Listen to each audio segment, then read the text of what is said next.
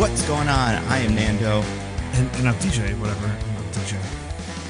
And I'm Diggins. And this is Mostly Nitpicking, a podcast where every week we pick apart a piece of pop culture by looking exclusively at the details. Woohoo! Yeah, whatever. Woohoo! Yeah! Hooray! Cool. I can't believe, DJ, you don't have a better voice from this movie than that.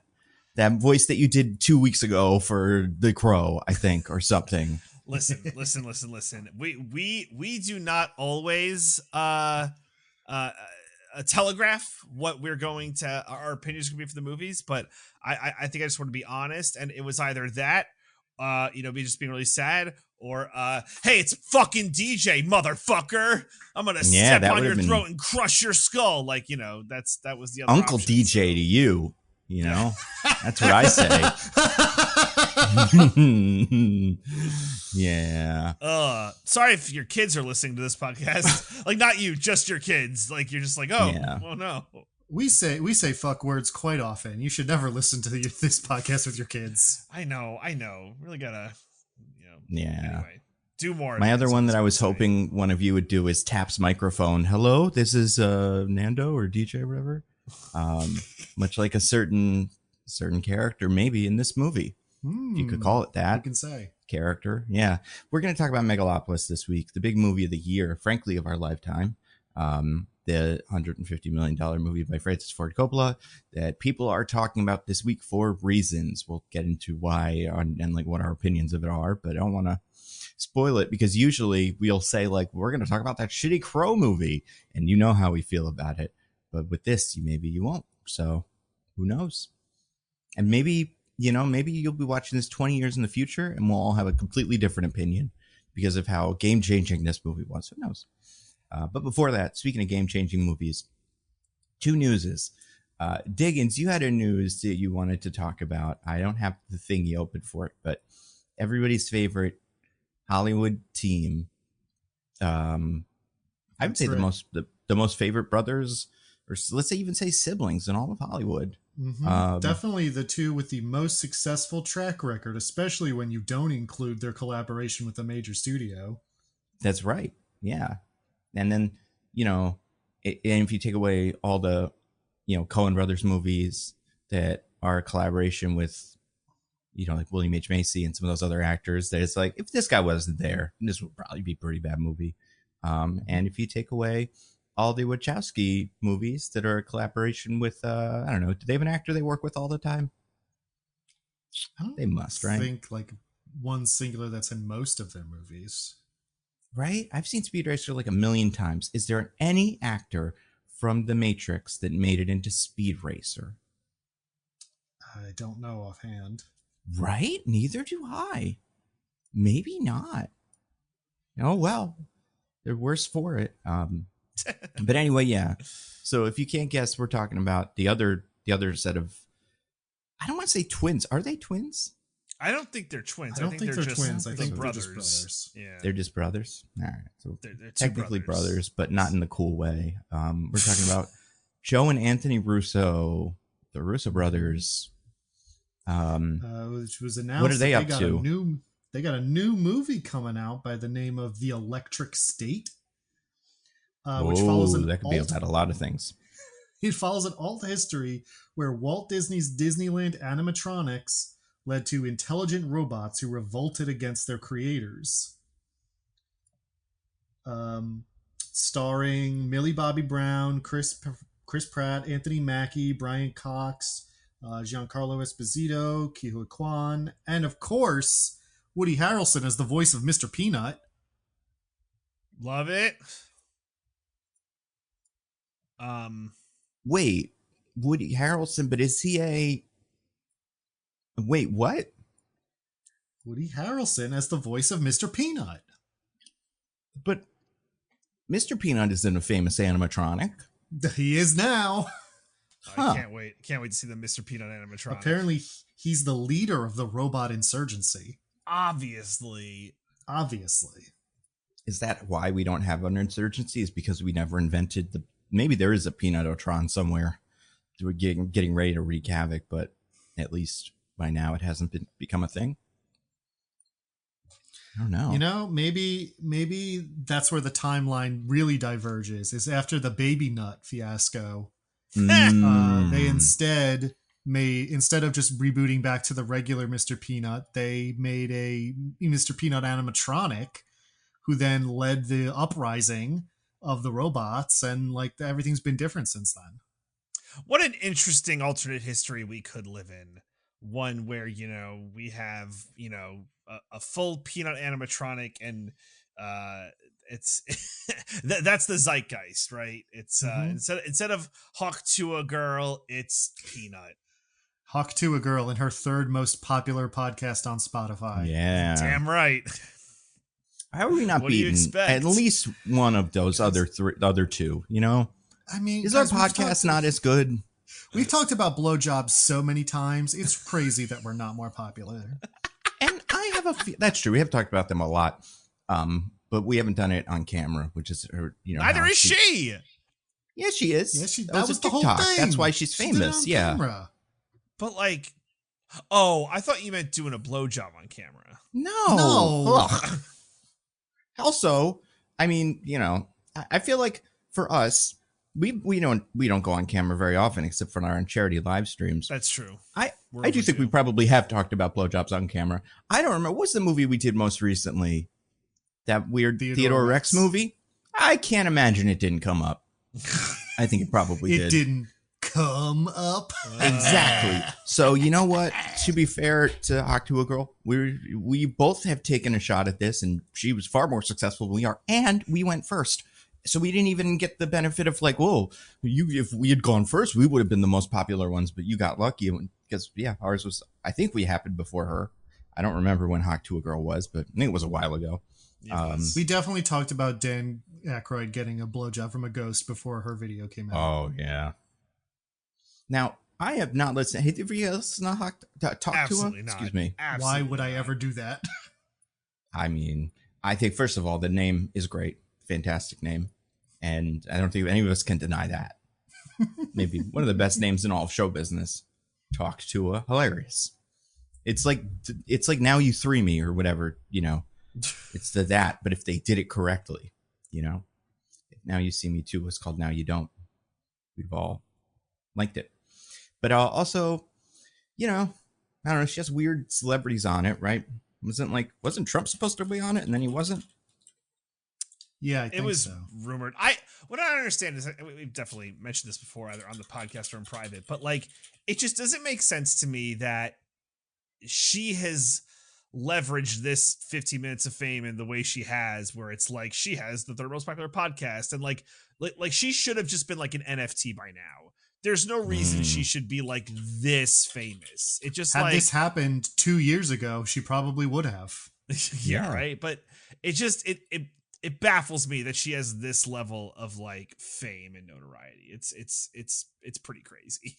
Maybe she's a genius. Like maybe we're, like we don't see it, but like she had this wonderful opportunity that she took advantage of. Maybe not even on purpose. Like she just was funny on the TikTok, and then her brain started turning, and she worked all of the played all the game exactly right, and she's going to be a superstar.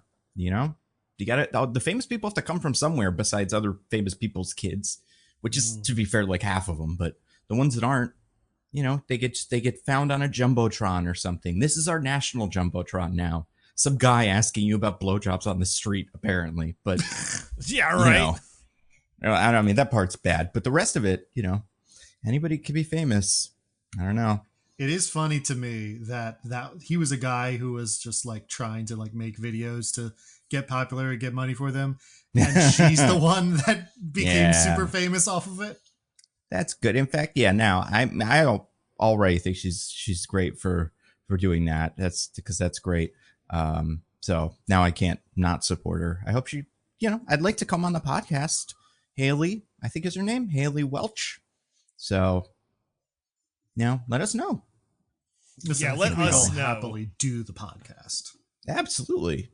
And you're welcome to come on to this one. I don't know what, we're going to be doing fucking, like Uglies next week or something. So if you got opinions on Uglies, probably a good time for it. Oh, no, we'll be doing Joker next week. Folie à deux? Yeah, Folie à deux. But maybe when they eventually come out with the Hawk Tuah movie, she can come on to talk about Yeah. that with us. Ooh, that's that's the thing that I think. So I think so. To be fair, I think Hawk Tuah Haley Welch benefited from 2 or 3 things not existing at the time when she was famous. One is Saturday Night Live was off the air. That was so helpful because they burn us Nice. through trends so quickly that like you were able to just kind of enjoy it organically. And they came back and immediately did a Talk to a bit. It was stupid. But yeah, they did. also, you know where she would be if this was 2008 in like fucking Epic movie or something. Oh, You know? Yeah. That's what used to happen with these memes. They would like Paris Hilton would just stand around, or a person that looks like Paris Hilton would stand around and then get hit by a truck or something, and that would be enough for the Epic movie to be like, this is a joke. It's true. So thank God we've moved past that. She gets a podcast now. Good for her. But anyway, so what do you think about that Russo Brothers movie or whatever? Oh, right, that's where we are. Yeah, what are your thoughts? Seems interesting. 21 Bridges didn't work out, but maybe this one, maybe this one will be good. I think Is Robots People is the sci-fi concept that I think maybe has been mined more than any other one. And so unless you've got some like real like boundary pushing or nuanced or like really interesting thing to say about that, it has a high risk of becoming utterly insipid. Now, fortunately, of course, we have some luminaries, some real brain geniuses, whose creative work is always brimming with themes and symbolism and just all sorts of like nuanced takes on things that behind the camera on this one. So I'm sure it won't be an extremely basic "What if robots was people" movie. Do you think we're gonna have a scene where, because you said Mr. Peanut's in it, is the camera gonna go up Mr. Peanut's butthole, like in that Cherry movie where the camera went up Tom, whatever his name is, Spider-Man's butthole? Holland? Yeah, Tom Holland. Can't wait. I hope it does. I hope it does. Yeah, is that gonna be Fantastic there? Like, what's a trademark of a director we all know and love? Like Quentin Tarantino's foot fetish. Yep. Yeah, is that? Well, I mean, yeah, that actually feels right on brand for that. And I feel like do you think? Wait, did they do that because everybody was like, would Ant-Man be able to go up Thanos' butthole? And did that destroy their brain to be like, well, fucking put a camera in a butthole in one of our movies? Don't stop us. You watch our movie and there will be one. That's what the people want. So I don't know. He's a veteran or something with drug problems, but also the camera finally goes up the butthole. We show it. For people who don't know, this is a movie called Cherry, I think. Finally goes up the butthole. Tom Holland, the people demand that you show whole, and we're here to deliver. Oh, don't say it like that. No. No. I don't like the phrase "showing whole." Well, Tom Holland's the one who did it, DJ. I'm just the messenger. Yeah. Yeah. All right. Well, It's true. Speaking of messengers and movies and stuff, other news, real quick. There is a new, it's like a Batman movie that's coming out or something. It's not any of the Batman movies that are already coming out, which is The Batman 2. That's going to come out soon. Joker, which comes out in like a day. And then whatever the Batman from the Superman universe is, the Brave and the Bold. It's a separate thing from all of them. And it is going to be, I kind of waited on this to show you. I want you guys to watch it on camera. Not on camera. Well, for my benefit, I guess. But I just want you to say it, like, see it on camera. It's by a studio that I've never heard of before. And I don't think most people know, called Swaybox. It's going to be some movie about like Dick Grayson and, Jason Todd being thieves or whatever. But this is a clip I'm going to show you of the animation style that they're going to be using for this. I'm putting it in our studio chat right now. right. And I'm scared about how carefully you said that. Yeah. Yeah. All right. I'm gonna give my live reaction right now, and So what it is, and I'll read it here. okay, It is a mix of CGI animation, puppetry, and live action real-time performance to make something that is kind of interesting, but also I find incredibly upsetting. But also maybe I'd like it. I don't know. You know what this looks like? It looks a little bit like Disco Elysium. Do you get that, Diggins? I kind of see what you're saying. I did think that this was the trailer for the movie, and I was like, how does this have anything to do with Robin? Yeah, the guy with the big nose is Robin. And then that other guy with the big story. nose is Jason Todd. I mean, I don't like this at all. It's like this like hyper, like, I don't know. It's like it's like Tim Burton, but even like creepier. It's like all these rigid lines and the eyes are all sunken in. It's like creepy. It feels like it's supposed to be stop motion, but it's CGI. And so it looks kind of like robotic in a way I don't quite like. Mm-hmm. Yeah, it's very interesting. It looks like, I mean, the Russo brothers should use this to make their fucking Peanut movie. Yeah. Nobody this is told quite him. upsetting, though. Like, I am made upset by this. But, so, I don't know, it's an congratulations. interesting, like, this is a test reel, so it might look better in, like, a full-blown movie. And it's at least an interesting experiment, right? So, it is, I don't want to hate on it. No, I think it's really definitely interesting. Like, I feel like if you showed me a clip from Spider-Verse, but without Spider-Man in it, just like people walking around on the street, I think I'd be able to go like, ooh, that looks cool. As opposed to this, where I'm like, that looks strange.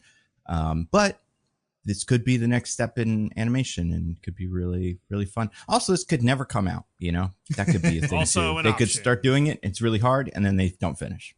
So, you never know. Or it could be like it comes out and it's actually just a big man in a suit.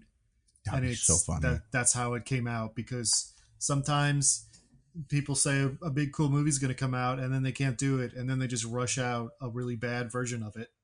Yeah.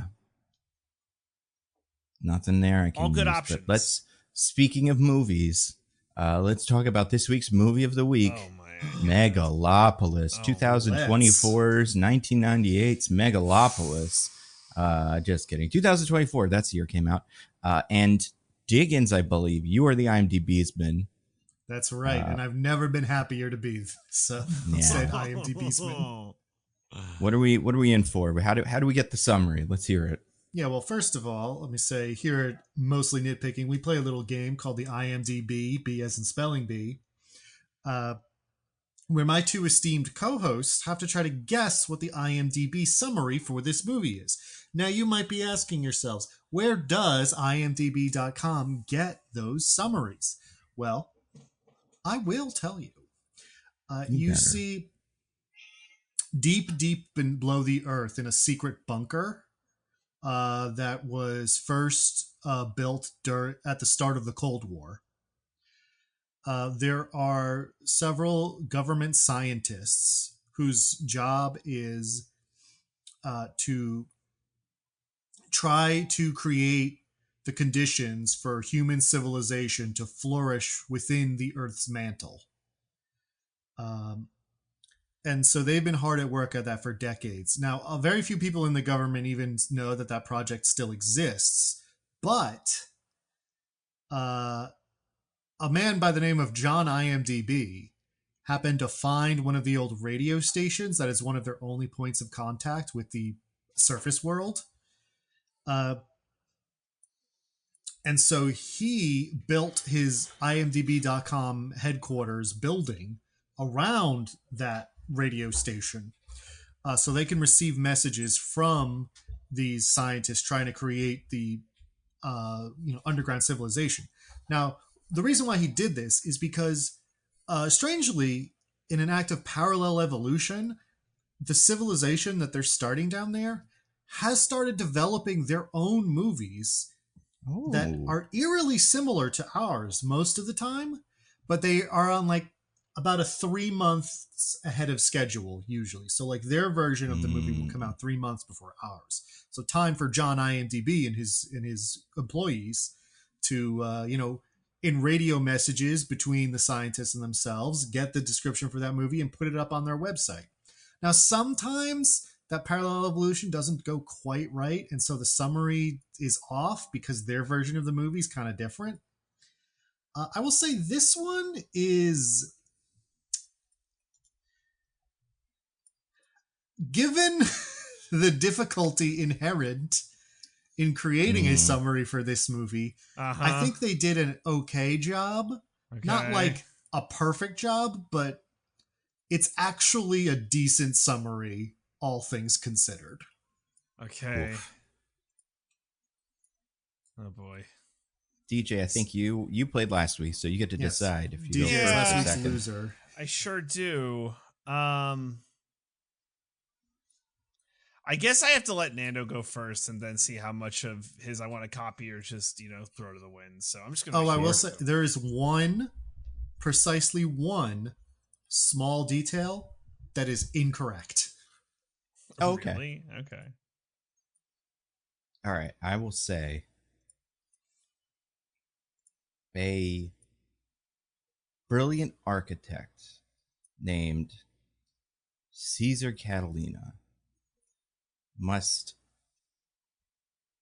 has invented, brilliant architect named Caesar Catalina has invented an incredible new material named Megalon that will revolutionize the world.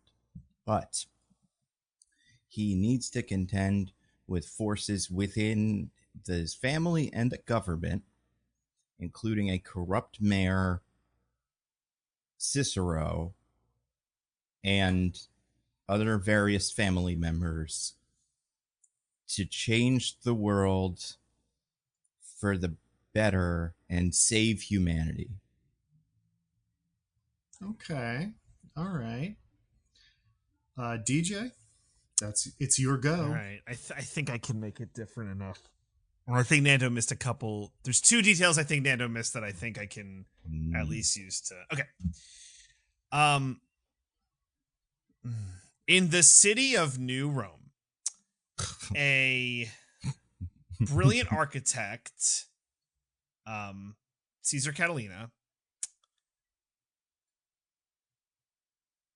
is seeking to build a new utopia, but he must contend with the city's mayor, Franklin Cicero, who is determined to keep things as they are in the status quo,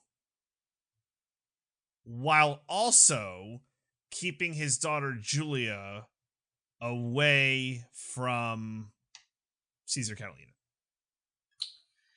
Ooh, daughter. I don't think there was a daughter in this movie. Was that the thing you got wrong, Diggins? No, I think I'd remember it. I think I'd remember if a daughter was in the movie. Here's the crazy thing, Nando. DJ did get the wrong detail. Oh. Really? DJ said a wrong thing that is also wrong in this summary. What is wrong? I'll tell you after. Okay. And honestly, DJ's was just better overall. I think I have to give it to DJ. Yay. As much as it pains me, because listeners, so I know you're disappointed. Listeners, nobody wanted DJ to summarize this movie more than me. I'm so But relieved. He did better. I listened to Nando so much. How did he get it wrong? What is it? What is it? What was did I get the wrong? Real I'll summary? tell you after I read what the actual summary is, as radioed up from the underground civilization of scientists. But of course. The city of New Rome hosts the conflict between Caesar Catalina, a brilliant artist in favor of a utopian future, and the greedy mayor Franklin Cicero. Between them is Julia Cicero, her loyalty divided between her father and her beloved. What was the wrong Nando, thing? I'll give you one chance. If you can 360 no-scope the wrong detail, then you win. I mean, it's okay. So it's definitely New Rome. Like that is the city that it's. So it has to be that she's not the daughter. But I can't even. Is she his niece or something? Is that what it is? I'm so sorry, Nando. Julia is the mayor's daughter.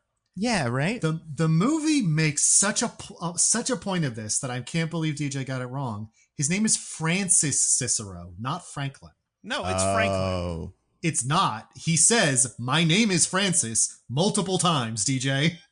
The child isn't going to be named Franklin, I think. But yeah, no, that's after him. The child is right? also Francis.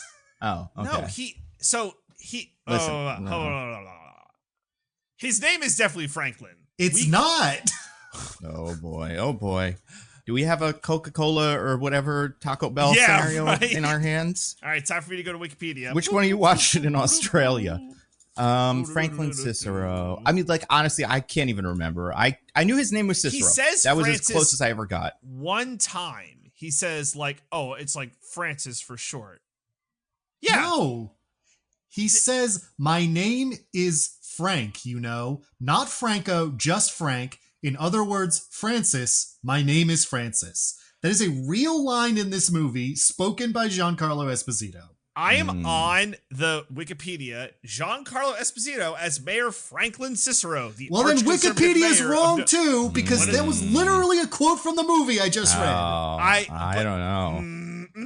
I don't know. I think. What do you mean you don't know? It's in the movie. I think you misheard it or something. In the quote, maybe the quote is wrong. I don't know. I'm just saying. If only we have there a was situation someone here who could go listen to that right now and prove that I'm correct. Impossible. When would that even be in the movie is the question that person would ask. What would the timestamp have to be? And it would be answered that it's right after they tell him that they're going to have a child. Spoilers, who cares? Oh, I remember that part. And he comes to him being like, "Please leave my daughter." Well, maybe then someone will have to... Maybe we'll take a break and someone will go watch the movie. We'll go to the theater, legally watch the movie, and then come back. So maybe that's what we'll do I right guess now. So. We'll leave it for now. I could have sworn. Okay, it's fine. It doesn't matter. I mean, I'm DJ, so happy I won anyway. But his name's not Franklin. I am willing to be drawn and quartered if I'm wrong about this. Oh wow! I'm certain. This is huge. So you're saying Wikipedia is wrong? Wikipedia is I wrong. don't buy it. All right. Well, anyway, like very. I'm doing like Google very with strange quote search. I mean, this is much like a certain issue that happens in the movie where, there's an argument brought on by a piece of media that some people interpret differently than other people. Not to spoil it, but. That could be what we're dealing with right now. If you go to megalopolis.movie/synopsis, sentence, and his opposition, Mayor Franklin Cicero. Then I guess they changed it at a certain point because the man says out loud in the movie that his name is Francis. Wait, is this in that awful scene where they're doing a quote battle? No, it's after that. I know the scene you're talking about. Oh, he's like on a... No, not on a train. It's when I know what you're talking about. He goes to Caesar's. It's just the two of them. Yes. He goes to Caesar's office and offers them the red letter. Yeah. It's how it's like the start of that scene. All right. Well, if you go to the Megalopolis official website, which is a thing that exists, and it has the awesome T-square scene, which is just incredible. It's right there. Franklin. Here's what I'll say. Yeah, actually, wait, Nando, don't say anything quite yet. DJ, are you willing to stake your win on this? Fuck no. What are you, crazy? Absolutely I not. guess you're not confident then. Well, I guess you think I might be right. Wait, what would I get if I'm right, though? Do I get like 2 wins? If you're right, I'll do the summary. Oh! Well, Nando, you have a certain incentive for this now. So this... Well, I mean, what if I want to do the summary? I trust Nando to be honest. I'll be as honest as I can. I'll have to go watch the movie again. I'll go to the movie theater, where the movie plays. And only one movie plays. What are the terms of the bet? If I'm wrong and he does not say that his name is Francis in that scene, then I will do the summary of the movie. If I'm right and he does say that he's Francis, you do the summary for the movie. So either way, Nando's off the hook, so he doesn't have a bias. No. I want a way where both of you lose. Then you both have to do the summary. One word at a time, like on Whose Line Is It Anyway? Diggins is right, though. He does say his name is Francis, but I think that's like... a nickname. Oh, or something changing like that. your tune already No, when no. putting something on the line comes up. I see how it is. No. Seriously, I remember the red letter. You said Diggins. that's not right. You said his name is Franklin. He doesn't say that in the movie. And now where I'm like, why don't you put your money where your mouth is? You're like, oh, well, actually, Diggins is right about it. Hey. I just meant this other thing. Go back. I didn't say that you did. Whatever. He says I'm Francis in the movie, but like I think his full name is Franklin, and Francis is like a nickname. That's not how that people don't do that. I don't, dude. Not in our world, but in a crazy inconsistent. But like, oh man, even this Entertainment Weekly article calls his character Franklin Cicero in an interview with him. I swear to God, he says his name is Francis. Listen, I believe you, No, but Diggins there's is right. somebody in the publicity office that disagrees, or at least is. I mean, listen, nobody cared, right? Like nobody was checking. Yeah, they were right? too busy trying to figure out what scenes went next to what other scenes. So who are we to blame them? I took that scene as like he goes by Francis, but his name is Franklin, right? No one does that. I don't know. Those are two full versions of the name Frank. Diggins, this movie is insane, and there's a lot of things that can't happen, including Megalodon, which who knows what that is. And they have cell phones, but they also have flashbulb cameras at the same time. Can't their cell phones we still have take the flashbulb pictures? cameras if we wanted to. DJ, But that's you say all that they like have. We don't have them. That's all they have. It's all over the place. Now that I'm thinking about it, because I just saw this in an article, another article, Entertainment on AOL.com, which also calls him Franklin. Around? Wow. I don't know, but I'm wondering now: is this a Francis Ford Coppola thing? Like, do you think he was just saying the word Francis because the Francis Ford Coppola made the movie or something? Assuming that's what it is, which I haven't checked yet or can't because I haven't gone to the movie theater. In the movie? I don't know. I mean, fuck it. Who cares? You know, nobody's watching this movie at this point.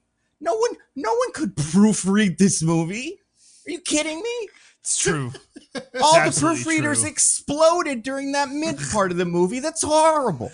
So you're gonna have to be way more specific than that, Nando. The one that has horrible implications when you consider outside events of the movie and two of the actors in it, which we'll get to later. But I feel like at that point, all the actors' heads or all the proof watchers' heads exploded, and they couldn't finish it.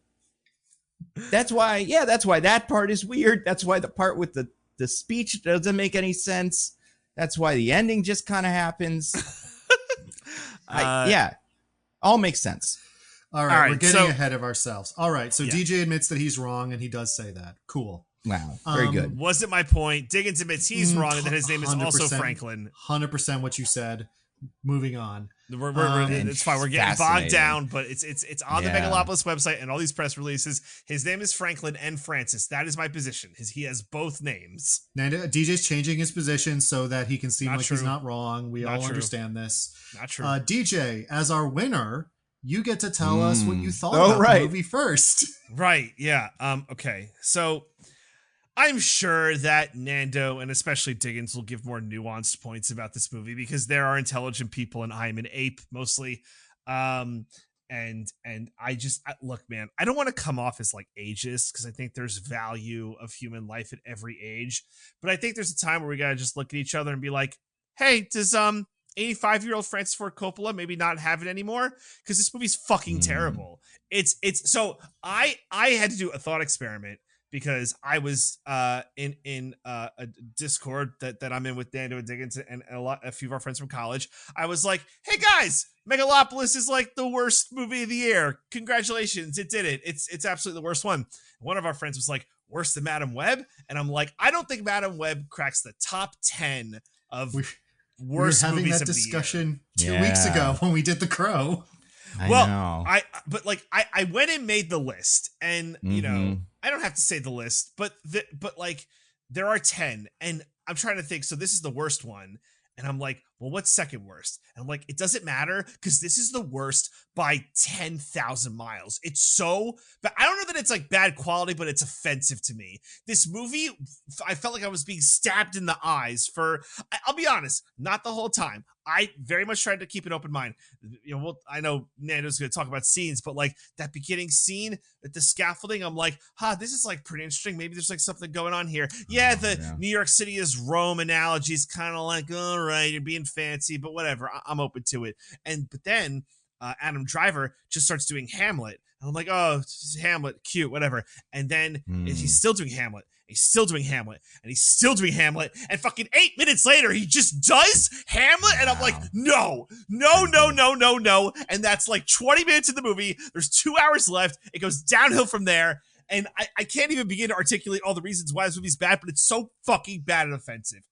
There's like, I don't even want to say there's bright spots in this darkness. There's firefly flickers of light that kind of like pop up every now and again. It's like, oh, Aubrey Plaza, she's doing a kind of fun thing over there. That's cool. But then you just get hit in the head with a sledgehammer of Shia LaBeouf yelling at my face or Adam Driver just staring at me, holding a T-square for minutes. I'm so angry at this movie, and that's why I started the podcast like, oh, I'm DJ, because I'm just exhausted. This movie is an exhausting experience. It's so bad, it's enraging, and I this isn't nuanced, and I'm not telling you why it's bad. I'm just telling you how I was angry. But like, why is it bad?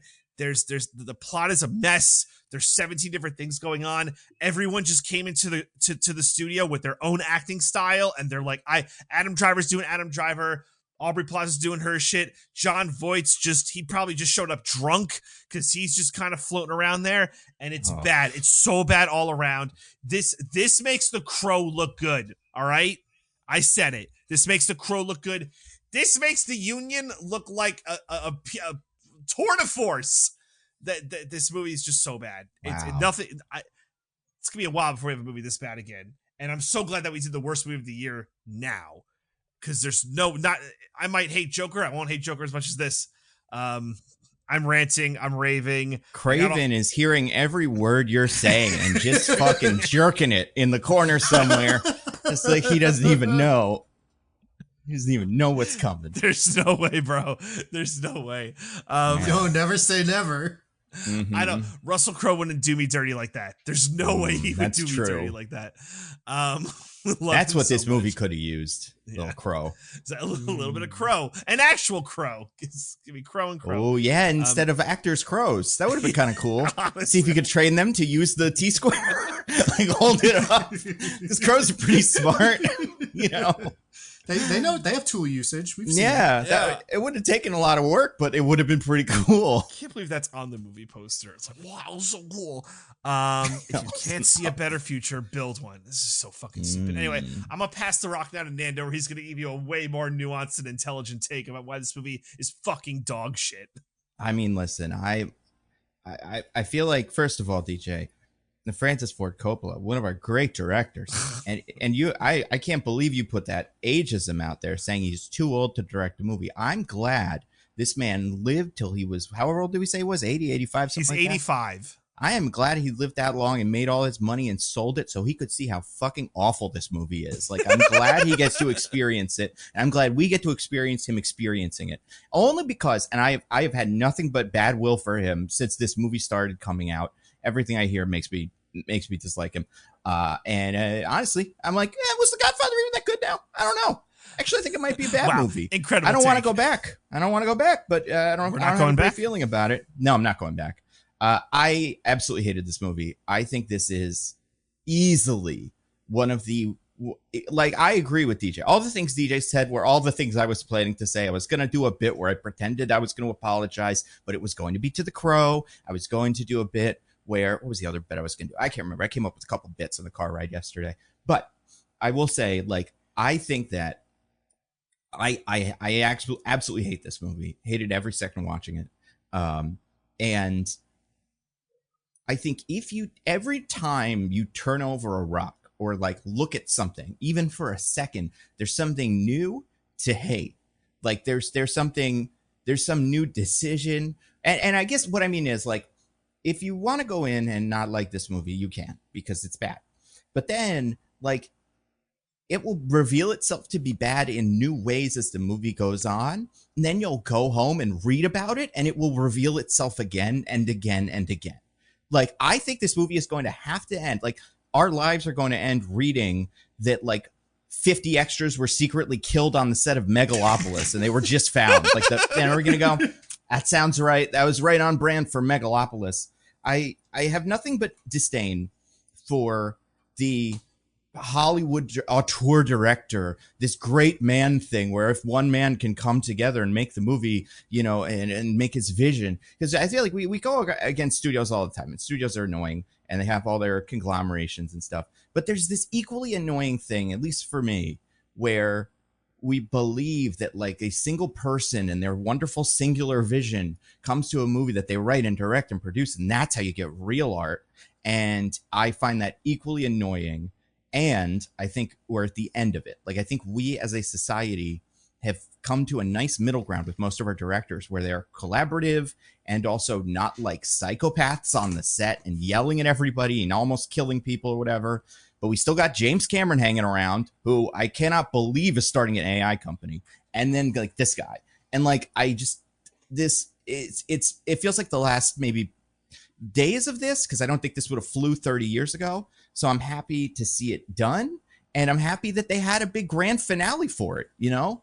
Like, it's like when you have a building, like, that's like an old casino, and everybody gathers around while you blow it up. That's what Megalopolis was. And nice. It's the idea of the jerky actor or auteur director who has a vision and isn't compromising and is a jerk to everyone. And you're like, well, talk about the movie. That's also what the movie's about. It's insane. Everything is a confession in the world of Megalopolis. And that's the part that I also can't get over, is like the all the other context, which we will talk about, which I haven't even gotten to yet, about other parts of this movie that are bad, are also parts of this movie.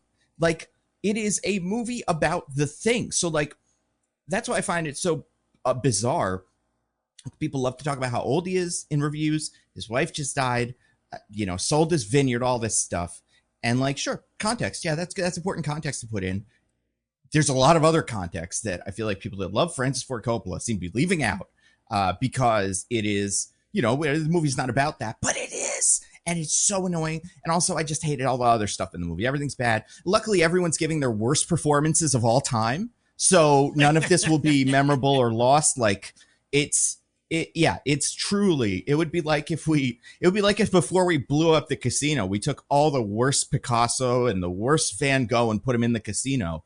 But you heard, like, oh my God, they're going to destroy a Van Gogh, and now it's just him scribbling on a page. So there's nothing in it. He didn't even like that one. He'd go, good, because nothing of value was lost, except for $150 million. Could have set up a fund, you know, to give directors for years $10 million to make their dream student film, make it goes directly to disadvantaged, you know, populations or something. You could do so many cool things, but instead this. And I honestly wish you lit it on fire. I think it would have been cool if you lit $150 million on fire. At least it would have been warm for a couple of minutes, you know. That would have been something. We all could have stood around it and waved our hands and did this like in cartoons. But no, he had to make this movie. No, I really hate this movie. And the more details, you'll understand why as we go, because the details, if you haven't seen it, are insane. And yeah, that's all I got. Diggins, what about you? Did you like this movie? Yeah, so I think I don't know if I said this on the podcast ever, but I've said this several times before, including to you guys, that before it came out, I said Megalopolis will be either the greatest movie ever made or an absolutely horrible disaster. And I think I was right. My goodness. It is the greatest movie ever made. Oh my God. This is a bit, right? Insane. It's a bit. It must be a bit. I mean, it must be a bit. Maybe it has corrupted his brain, much like the movie, you know, like the movie has a substance that just globs onto you like a face hugger. I came out of this movie so delighted. Oh my God. Wow. I was floating on air. I was rapturous. Now let me be very clear. The movie's bad. The movie's extremely bad.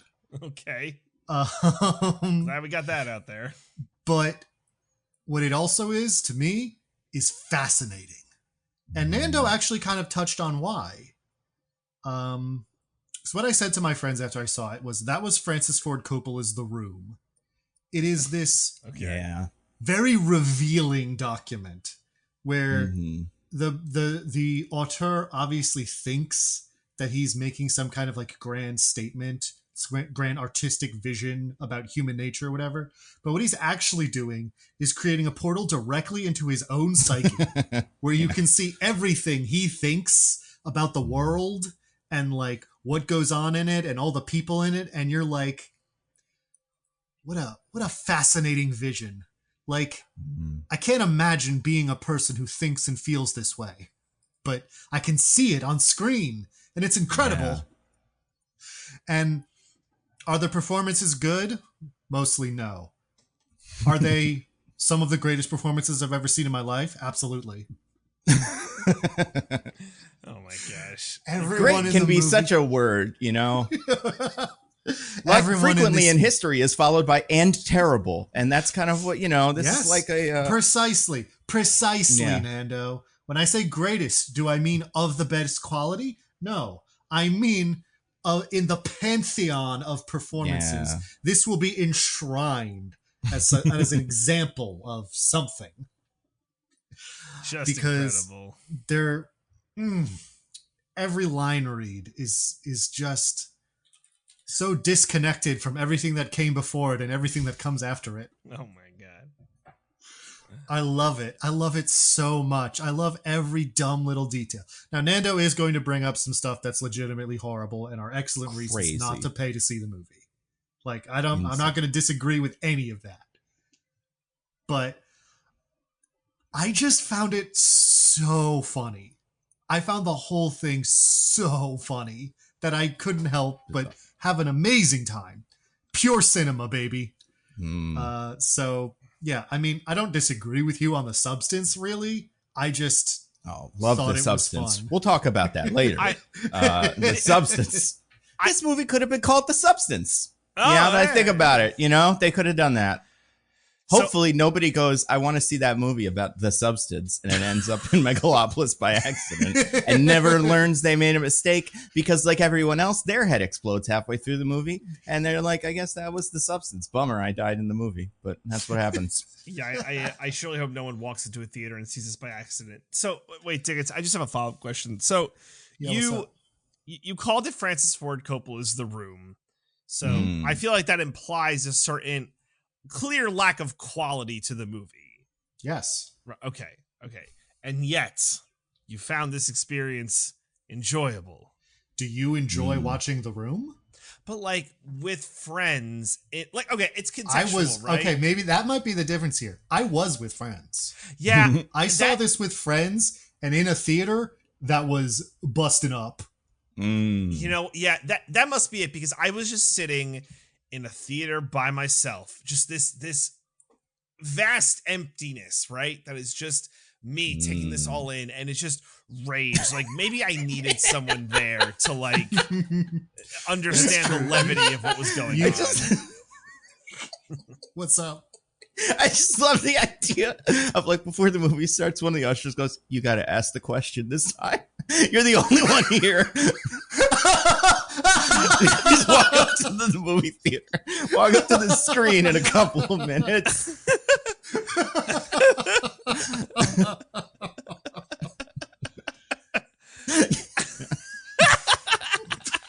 To explain to people who haven't seen it, so this isn't true in most screenings, but they still do it in some screenings, and they did it at the film festivals and everything. There's a point in the movie where Adam Driver is answering questions from an interviewer, and instead of having the questions in the movie, they have someone come up in front of the screen and read off the questions that Adam Driver answers. It's so pointless. I love it. It really is crazy.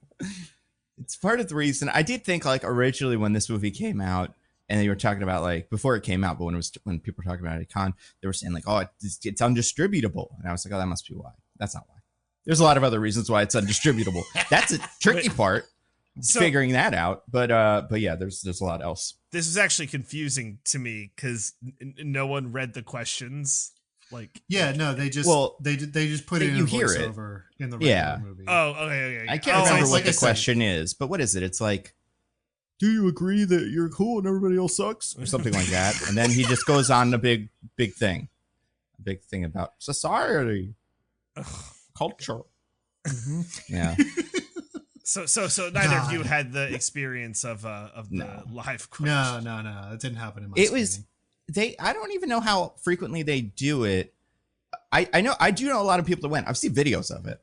Because I think I don't know, when did this come out? Like less than a week ago, but like the day it came out, there were videos on Twitter from people in the audience taping this, which I usually don't condone, but it's kind of like when a fight breaks out in a movie theater. It's like, yeah, don't take out your phone, but obviously show me the fight.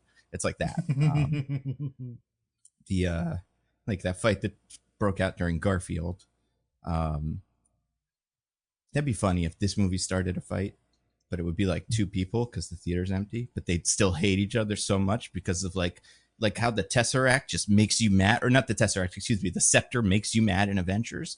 This movie is like a Horcrux, and it just turns people violent. It filled my heart with joy and laughter. Personally. I bet it did. You compared it to The Room. I like that because that reminded me of one of the things I was going to say that I forgot to say and doesn't really fit into the other stuff. This movie, DJ might remember this, is I'd say Francis Ford Coppola's Medellin. Do you know what I'm talking about, DJ? No, what is that? Medellin is the movie that Vincent Chase desperately wants to produce in season 3 or 4, I can't remember, of Entourage, which is a movie about Pablo Escobar. It is a passion project that is horrible and destroys all the reputations of everybody associated with it. But like, because he's such a beautiful visionary, he's got to do it. He's going to make such wonderful art. And I can just imagine all of the scenes. But if you swap out Vinny Chase, played by Adrian Grenier, for Francis Ford Coppola, just arguing with Ari about why they need to have like the scene with the, I'm trying to think of what is the most crazy scene that we haven't already said yet. There's so many contenders. I mean, yeah, the movie ends with just Giancarlo Esposito just like putting a baby on the floor, and the way the perspective is just like we're just staring at baby. That's how the fucking movie ends. He puts a baby on the floor, and a carpet materializes under the baby. Yes, thank you. And I swear to God, I thought that baby was going to take off flying. Me too. Why not? Like, I thought the baby was going to be Megalon. I thought it was going to absorb into the carpet. Yeah, it's in his DNA now. Like it would have had to have happened before. Like technically the timeline wouldn't work out, but maybe exposure to Megalon, especially a baby, would turn them into Megalon over time. And maybe that's what because then it'd be really interesting. If the big twist, spoiler alert, is that Megalon is made of babies and it's this crushed up baby powder that he has created, because we never really figure out what it is. And we don't need to. I don't think it's made of dead wife. Oh yeah, maybe it's wife powder. It's dead wife powder. It's not made of dead wife. That just inspired him to make it, because remember, he does not recover the body. No, it does not. There is a moment, there is like a brief period in this movie where you do think that maybe Megalon is going to turn out to be crushed up dead baby. Yeah, and I think like that's actually pretty brave. Cool. I'm glad you had that introspection, Francis Ford Coppola. Your therapist should win an Oscar or something. I don't know what to tell you, but not you. I still think that's true, because man, I feel like I know a lot about Francis Ford Coppola now. Do you think they have, like, because they have so many trade awards, for like car salesmen, they all have a fucking dinner. Do you think there's one of those for therapists where like they go, and this year for therapist of the year, it's the one for the Menendez brothers or whatever? Like, did they go, wow, that was probably pretty hard therapist-ing? Or did they go, you had a lot of patients that all got good jobs and, paid their rent and stuff. You won at therapy. You did a great job. I feel like if they do give out those awards, they have to do it secretly, because you can't have your patients looking it up and finding out. Yeah, I think for me, there's a part of me, and I've gone to many therapists and people that have said they don't have it, but I feel like there's a little secret room where all the therapists go and just complain about all of us to each other. Hell yeah. And they're never going to talk about it with anybody else. but they just do. I don't know where it exists. It's somewhere in the nexus of realities, like between dimensions, and I can't prove it, but I think it's there. No, you're correct. That exists, Nando. That 100% exists. But anyway, now that we've talked about that, I have to explain you guys what happens in Megalopolis. That's a movie that is shockingly not 4 hours long. I think when you hear me explain it, you're going to be like, this is a 4 hour long movie, but it's not. It's like 2.5 hours. Yeah, not even. I think it's like 2 hours 12. Yeah. This is going to be hard for Nando. I feel like we have to give him some passes on, like, that's a side plot. That's okay. Right. I mean, if anything, the hardest part's going to be names, because there will be no agreement on whether these characters are or are not actually named the thing that I'm reading from Wikipedia. But I'm gonna be pretty light on names. But I'll try to get them all out originally, just so you can get them, because you'd never believe it, you guys.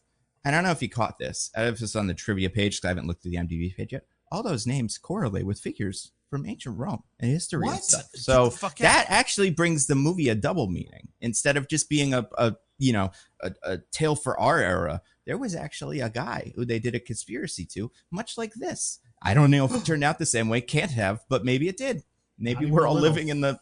Maybe it did. Are you sure? Are you sure? Are you sure about that? The Catalina man didn't invent a magic concrete or something that he gave to us? Or like, is that where Teflon came from? Did we just find it, but like he invented it? I mean... Because they wanted to silence him. I'll let you know right now. Catalina dies and is killed. Yeah. Losing that coup. So I read a very basic summary of what the Catalina conspiracy is, and it's kind of interesting. I can see how kind of it matches up with this movie in that people didn't like the Catalina guy, but besides that, it was I kind of expected there would be more stuff where it's like, oh, that's what that is, and I didn't see much of it. The metaphor is very loose. Yeah.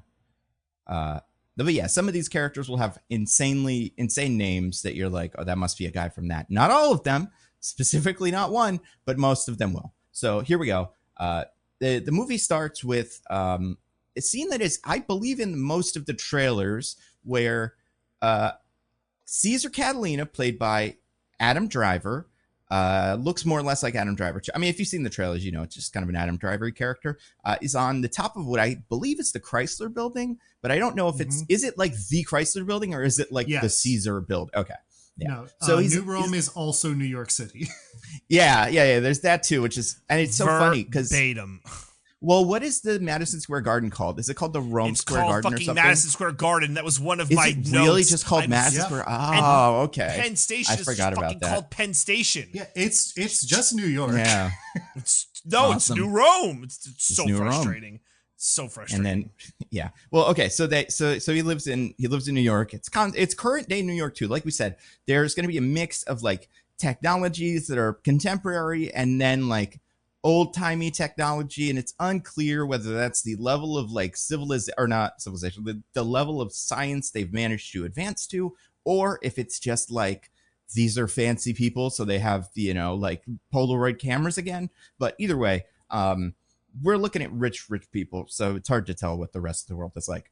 Caesar Catalina, on top of the Chrysler Building, says out loud to us, or to himself, I guess, and to God, time stop, and as he's kind of stepping off of the building, and all of the world around him, except for him, like stops, like Zach from Saved by the Bell. He has some sort of time stopping ability. Is that what the movie's about? You're thinking, no. It comes up maybe a couple of times, and it's like kind of a metaphor, but I don't know. It's a very strange thing that was really like, because this is such a big part of the trailer, because so much of the trailer doesn't make sense except for this. I'm like, oh, is that? But it's not. Okay, so then we hit most of the movie is beginning, especially is exposition in the form of narration from a character who is named, according to the Wikipedia or the IMDb, Fundy Romaine. This character played by Lawrence Fishburne. We all love him from The Matrix. And, Ant-Man and the Wasp 2. Transformers 1. Yep. He's great. And he plays he plays Caesar Catalina's driver for some of the movie. He is replaced at some point. It is unclear why, but I'm guessing it's a reshoot thing, because as I'm sure we'll talk about, this production was insane. So he is talking about ancient Rome. And did you know, guys, ancient Rome was a civilization that fell, much like our new Rome, New York City, may fall in the future.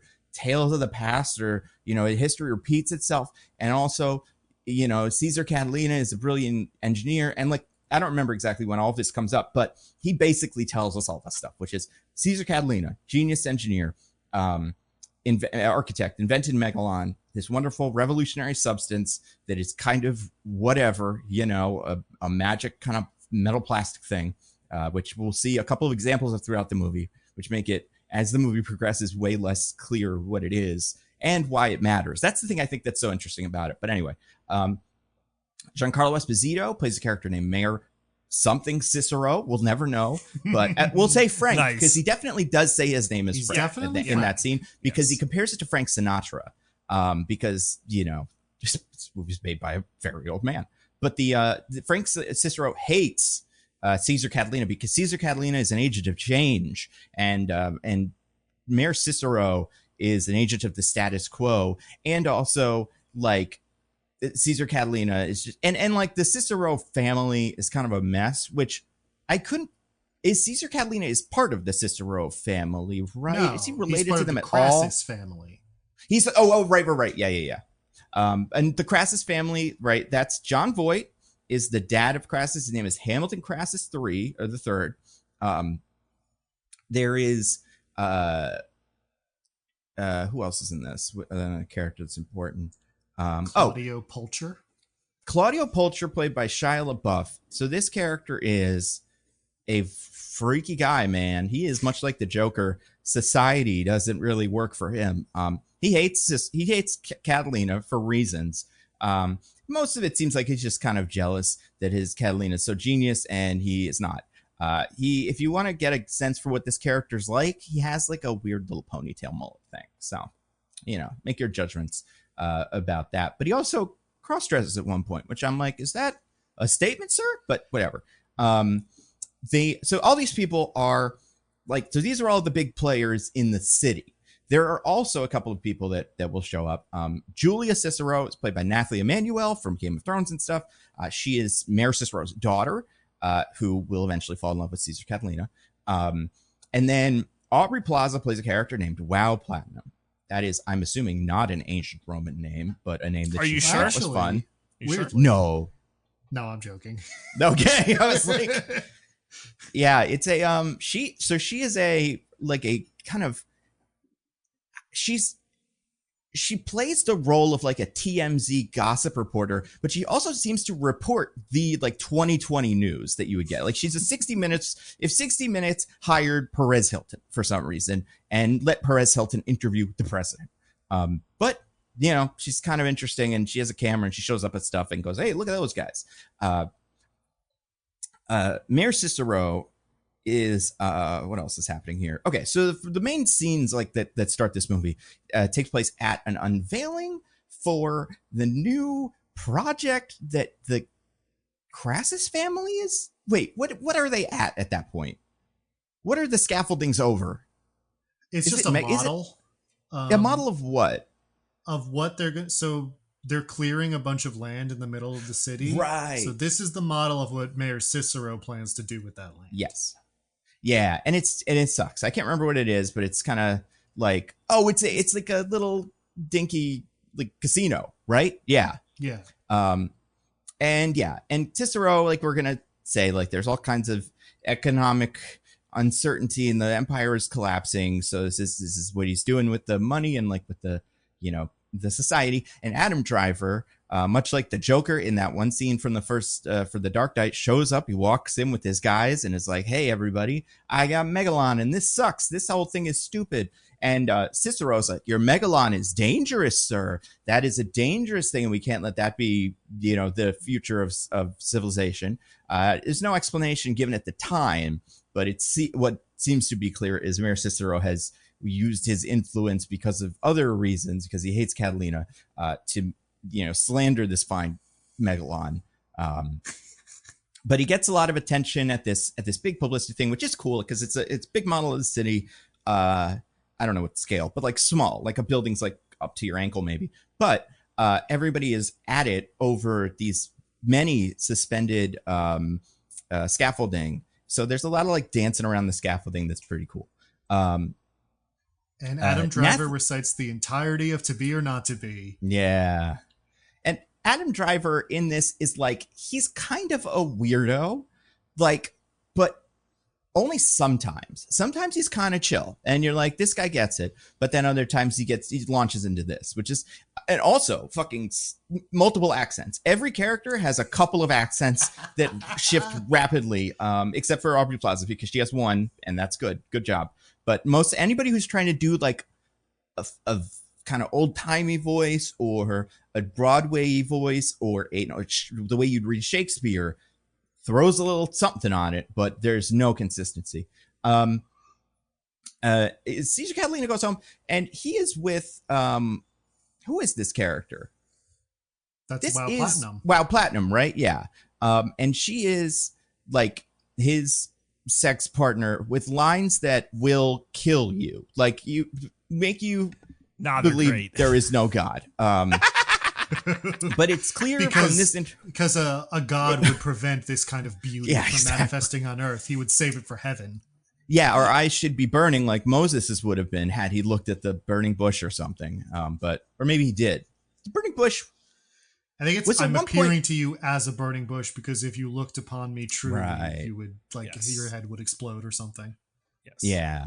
And Wow Platinum has been, and it's been clear from the beginning, some sort of power player who's like, she's really into getting money and wealth and all these types. So it seems like she's like climbing on to Adam Driver because he is interesting and also has lots of money. But she does do an interview right after the scaffolding thingy with John Voight's character, who is in charge of the finances. I can't remember. Is he like the finance minister for the city or whatever? Or is he the richest man in the city who just happens to also kind of run the money business? He's the richest man in the city and he's in charge of, his family owns like the bank. Okay. Yeah, that makes sense. Also, Nando, please, Wow Platinum sincerely loves Caesar Catalina because how could anybody not? I mean, that's fair. She just gets upset because he doesn't love her back. Yeah, and she can't, we'll find out later that he has a dead wife, and that is, a ghost that haunts him forever. But also he's like the most, serious Shakespeare-y man. So, because she's the character that just doesn't fit into this universe at all, I don't doubt that they wouldn't be a good pair.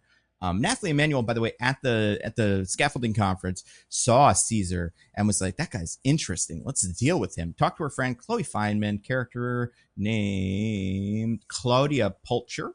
So she's Shia LaBeouf's sister. Oh, she's Shia LaBeouf's sister. I kind of forgot she was in the movie too after the beginning of it. Did she stop showing up? Did she die? Pretty much. She shows up. She's like is in shots for a couple seconds throughout most of the movie, but she's not important. I feel like she's in a bunch of the beginning stuff. Whenever they need to give Nathalie Emmanuel someone to talk to, a lot of the time it's her. And like scheming and stuff comes with those two together. But then once Nathalie Emmanuel starts hanging out with Caesar, she gets less involved a lot. And for a second was like, oh, did they kill that character? But they don't. Another character that's in this movie that was in that first scene that I forgot. And surprisingly left off the top of the IMDb page. Dustin Hoffman plays a character named Nush, the Fixer Berman, and he is a fixer who works with these families and stuff to do bad guy stuff. He's not important. He will die. It's a funny thing. I cannot imagine this is intentionally as funny as it is, but it's very funny. I think that's all the main players. Jason Schwartzman is also in this movie, but like I could be convinced he wandered onto set or something because he is so not a part of it. He plays a character named Jason Zanders too, which is like you got a lot of clips of people calling him Jason, huh? And you just had to work those in. Very brave. But anyway, Nathalie Emmanuel goes to visit Caesar Catalina. This is a clip you can watch on YouTube. He's very dismissive of her. He says some funny things. And she's like, I'm serious. And he's like, you're not serious because I mean, this man hates women, but also he just hates everybody. Yeah, I know. Complicated, isn't he? But he's like, you can't even understand Megalon. Shows her a little diorama he has made in his apartment made of like I don't know, fucking bottles, and has her walk around it to understand what Megalon is. And she sees it. She sees this grand vision for a future society that everybody has pointed out looks like screensavers and AI and stuff, where it's just like flippy looking little buildings and a bunch of wavy shit and metal. She is able to she's transported into the Megalon city. So she's walking around as a little person and sees all the society coming together and everyone loving each other and reading books and stuff. And it rains and the little road comes and covers your head. It's incredible. So she's all bought in on the Megalon thing. This really upsets Cicero, who hates him, obviously, who hates Caesar, as we have already established. And it's just like, don't see that man. He's horrible. And, she's gonna, because she's interested in him. So she ends up following him to a house that he owns, that is where he used to live or where his wife died. I couldn't figure this out. Is it his old apartment? It's the place where he lived with his wife. Okay. Yeah. So it is. And he visits it in a moment of sadness. He goes to Atlantic City, not Romelantic City or something, or like that's another city that's name dropped in this movie that I think is so funny. Mm-hmm. But he visits this apartment. And also, like, this guy is stupid wealthy, too. All the other people are very wealthy, but, like, he is also very rich. And what it turns out he's doing at this apartment is sitting sitting on the bed next to his dead wife, or a woman, right? That we see it.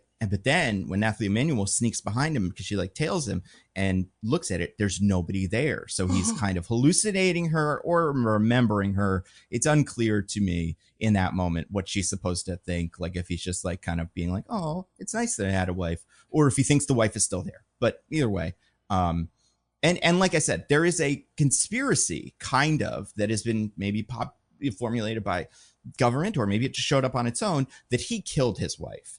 Although, he did. Like, we've seen the movie enough by now to know that that's not what it is. But, like, that's something other characters say. Then we go to the middle of the movie, which I believe lasts for 8 hours in real time. Yeah, because it just keeps going and going and going. But this is the birthday. Oh, wait, no. No, it's not a birthday. It's an engagement party. Wedding, right? Yeah, for what's his name, Crassus III or something, the old John Voight's guy, Crassus the Third. Right, because he's marrying, yeah, he's marrying Aubrey Plaza's character because she loves him and she's great and stuff, and he gets to throw a humongous wedding in Madison Square Garden. Now, Madison Square Garden is kind of like Madison Square Garden in this, but is also kind of the old Coliseum-y stuff. So some of the people dress in togas and fancy gowns like that, and other people dress in regular suits, and other people dress in like kind of mishmash of both. They watch gladiator fighting and like chariot racing and blood sport, I guess. Although the blood sport's more like professional wrestling, but that part's cute. But there is also part of the event. I couldn't even in real time. This is one thing I really had to look up. There is an auction as part of the thing for what I assume is like the virginity of the Taylor Swift figure of this universe. No. They're just raising money for like the Vestal Virgins, just to like support them. It's not that you get to sleep with her. I thought it was what I thought it was in reality something closer to like a date, like one of those bachelorette auctions or bachelor auctions where you go on a date with Poison Ivy for $1 million or whatever in the Batman and Robin movie. But in this, I kind of also thought that those old men thought they would be able to sleep with her at some point, like because they get the creepiest old men to be the people who are doing the bidding. But yeah, a lot of that stuff guys. It really is. Yeah. But yeah, you're right. No. Are you suggesting that there's maybe something kind of untoward about a bunch of older men being really invested in this young girl's virginity? And it's awesome. She's a singer. She is like I said, like a Taylor Swift type. And by Taylor Swift type, and besides like kind of, white and young back when Taylor Swift was young, like because she used to be like, 18 or whatever. Much like us all. When she started. Yeah, exactly. And she was, it's crazy how long she's been famous for. But this person descends from a big moon swing thingy during the show and and I could not for the life of me figure out what I was supposed to think this is, separates into 4 other people that I'm like, are these like her little background dancers? But it seems like they're supposed to be her, because then at the end of it, they all like merge together. I don't know. But she is like a nice singer. And like we said, she's a very like, you know, nice virginal young person. And like we said, 16, canonically, very important. At this party, Caesar is losing it. He's getting drunk. He's having a big old time, you know, going down into the depths and, you know, being a weirdo, having some time with Nathalie Emmanuel. So that's good, I guess. But, oh yeah, and there's a circus. I forgot about the circus. There's a lot of circus performers jumping around and shit.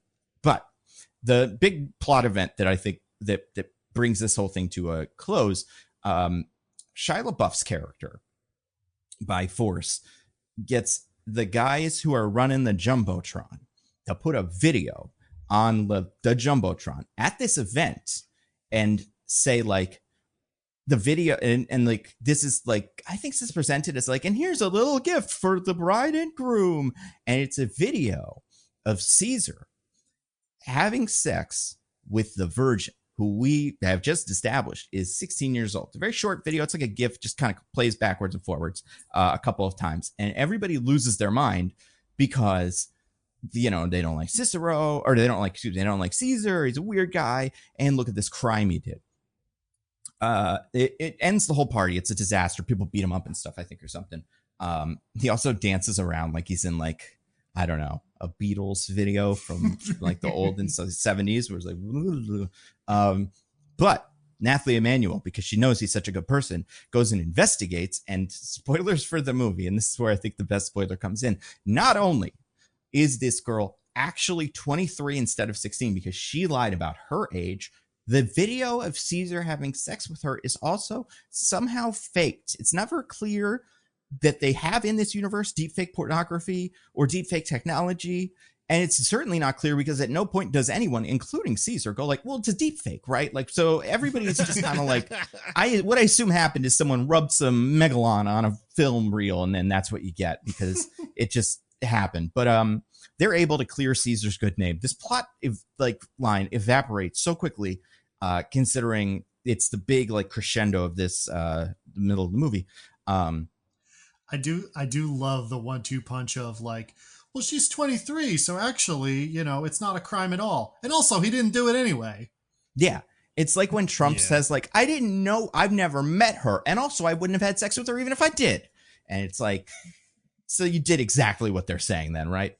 After this, because this is really fucked up, Caesar's whole thing. I mean, Caesar's whole thing is fucked no matter what, but he can't do the time stop anymore. He has lost the power to stop time. He cannot commune with time because as Lawrence Fishburne said, time is a thing that you can't control. Time gets us all. Time flies, you know, and does all that shit. But when Nathalie Emmanuel comes to visit Caesar, they kiss, and then his love of time and like his connection to the force is rekindled, so he is able to stop time again. I don't know if this is implied or what, but fucking Mayor Cicero is able to sense the force that his daughter is kissing someone he does not like and jerks himself up out of bed. It's great. He gets up out of bed and says to his wife, "The omens are bad, my dear." Yeah. It's so good. I love this movie. It's insane. So then so this is where like I said, that middle part lasts for 8 hours. This part lasts for like the next 45 minutes of this movie is about 5 minutes of like time watching it because it moves so quickly. They fall in love. They have a baby. The baby is there, like they're pregnant. At the same time, Shia LaBeouf's character is trying to bring down Cicero and bring down, well, yeah, I mean, he's bringing down everybody, but he's like an antagonist. He does want to kill Caesar. Like that would be his sweet. So he doesn't Occupy Wall Street, or co-ops the Occupy Wall Street, which involves a swastika. Awesome. What? Just out of nowhere. What a crazy little thing. It's not just like out of nowhere. It's carved into a tree stump that he gets up on to make a speech. It's so crazy. Unbelievable.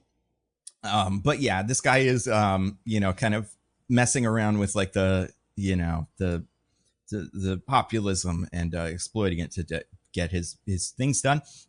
This ends. I don't remember if there's stuff between this and now, but what this will lead to is because of tensions in the rhetoric that the radical Caesars have been throwing around. If Caesar is assassinated, kind of.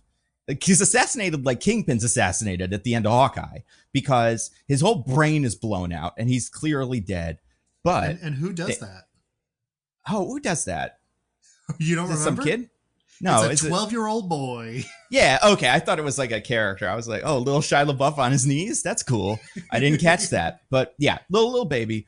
Little baby kid who like asks for his autograph, and he's like really nice. Oh, of course I'll give you an autograph, sir. Is this my or whatever? And then yeah, and the kid's like, fuck you, blows his head off. Caesar is going to get a Megalon transfusion or something. They just jump it into the face hole and gets Megalon face for a little bit, which is like a weird, because in my head I'm like, oh, what is this going to look like? Is it going to be like a his face again? But for a while, it's like a skeleton face, but gold and like shimmery and stuff. And he doesn't like this. This really sets him off his game because he was doing so well. He was about to have this baby. At this point, he hadn't had the baby yet. Also, real quick, just want to throw this out there. There was a satellite up in space that characters had mentioned twice, comes out of the sky and explodes Dustin Hoffman. And someone had described it as like a Family Guy cutaway gag. And I think that's accurate. Like that is how this is presented in the movie. But this is why I assumed Chloe Fineman also got satellited at some point, because like a character just disappears. I'm like, I guess I closed my eyes for 2 seconds and, we saw a building fall on them or whatever.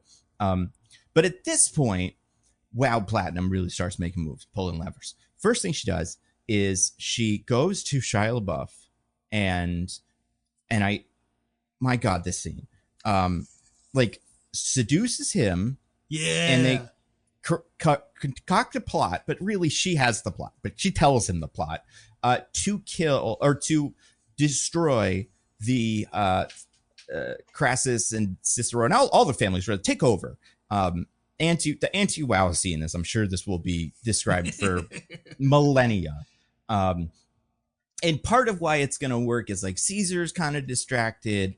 Everything's going wrong for all the rest of the people because, like we said, like the society is crumbling because Shia LaBeouf, Occupy Wall Street. But the plan involves tricking John Voight into signing over like all of his money and stake in the bank and stuff to Wow Platinum, because she's his wife, but obviously they have a prenup or something. But this is like scheming they're gonna do, and it's it's kind of the extent of the scheme. Is like, if we get all his money, then we'll have it all, and they do. That's it. This will end with a scene that is insane, which I don't even want to describe, but they don't make it. There's no way it's not on the wheel. I know it. That has to be on the wheel, and it's pretty funny. Caesar gets better, and kind of regains his mojo. Gives a big speech about how Megalon is cool and society is cool and human beings and innovation and creation and all that stuff. I don't know. These all kind of blur together for me, but gives a big speech right before a bunch of characters die in a way that's very, very funny. But like I said, we'll save this for the wheel. And then the movie ends. Like we said, the baby in my head gets absorbed into the Megalon because that's what the baby is made out of. But like Caesar is able to use his Megalon to create that fucking big thing in the middle. I'm talking about that thing by the by the waterfront. That's like a big bunch of steps. It's a real thing. Oh God, what's the name of it? Yeah, that thing where you're like, what the fuck is the point of this? But that he makes something that's kind of like that, and it's like, wow, pretty cool, Megalon, awesome.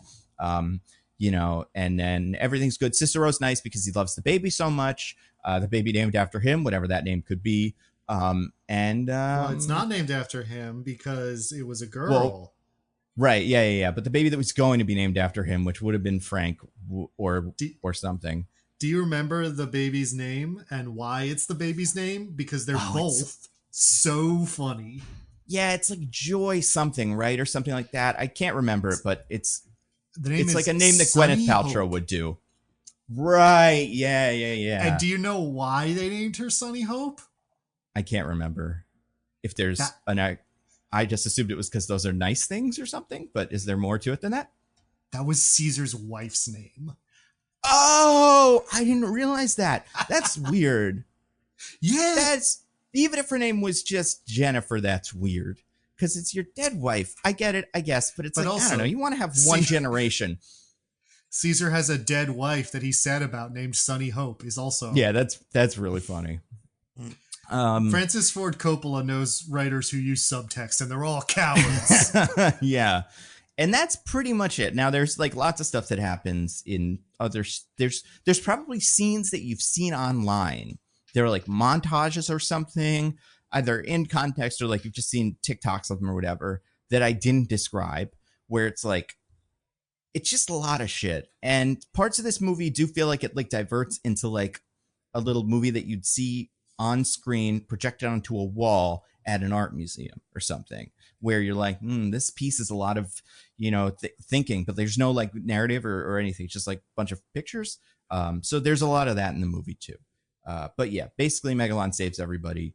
At one point, Adam Driver does hold up the big, what's that thing called that we were talking about before? The architect stick. Slide rule? Cross. T-square.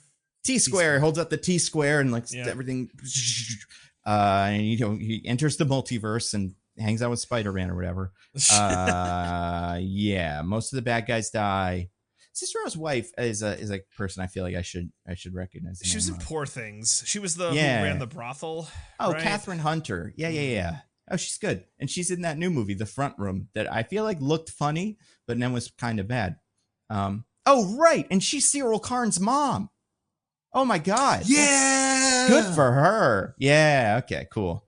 The best mom, as far as I'm concerned, in cinema right now, and like going, it's just, you want a mom that's going to cause some problems or solve some problems, you call her. She should have been another mom character in this movie. Wait, which mom?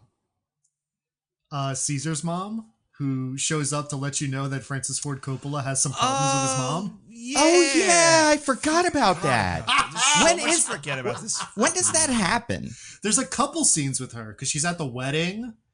Right. Yeah. I think after Caesar and Julia are like officially together, they go visit her. She has an insane speech. That's again just like the room levels of revealing about Francis Ford Coppola's psyche. Yeah. It's it's pretty insane, but that's most of it. Like I said, you don't see a whole lot of Lawrence Fishburne. He does show up at the very end, but like you'd assume he also got hit by satellites have fallen out of the sky. It's a bad world. It hasn't been managed well. So that's more or less the end. Did I miss anything? Is there anything I missed? I think I got all of it. I think I got it all in order. I mean, did you miss anything that's important to the thrust of what narrative exists? Not really. I did totally forget the mom that was part of it, though. So that's something. Well, I'm sure we'll talk about said insane details. All right. Well, you know what? I mean, we won't need wheels in the future when a Megalon is all. The cars will just run on a slick kind of layer of Megalon. But I was going to say, is the wheel made out of Megalon this week? It must be, right? Because it's spinning itself. I don't even need to spin it. It just looks like a big golden disc. There's barely anything written on it, but it's gonna, I guess, tell us what it is. I don't know. You have to read the Megalon yourself. So I spin the wheel, landed on one of Diggins's. Diggins, would you like to read the Megalon wheel?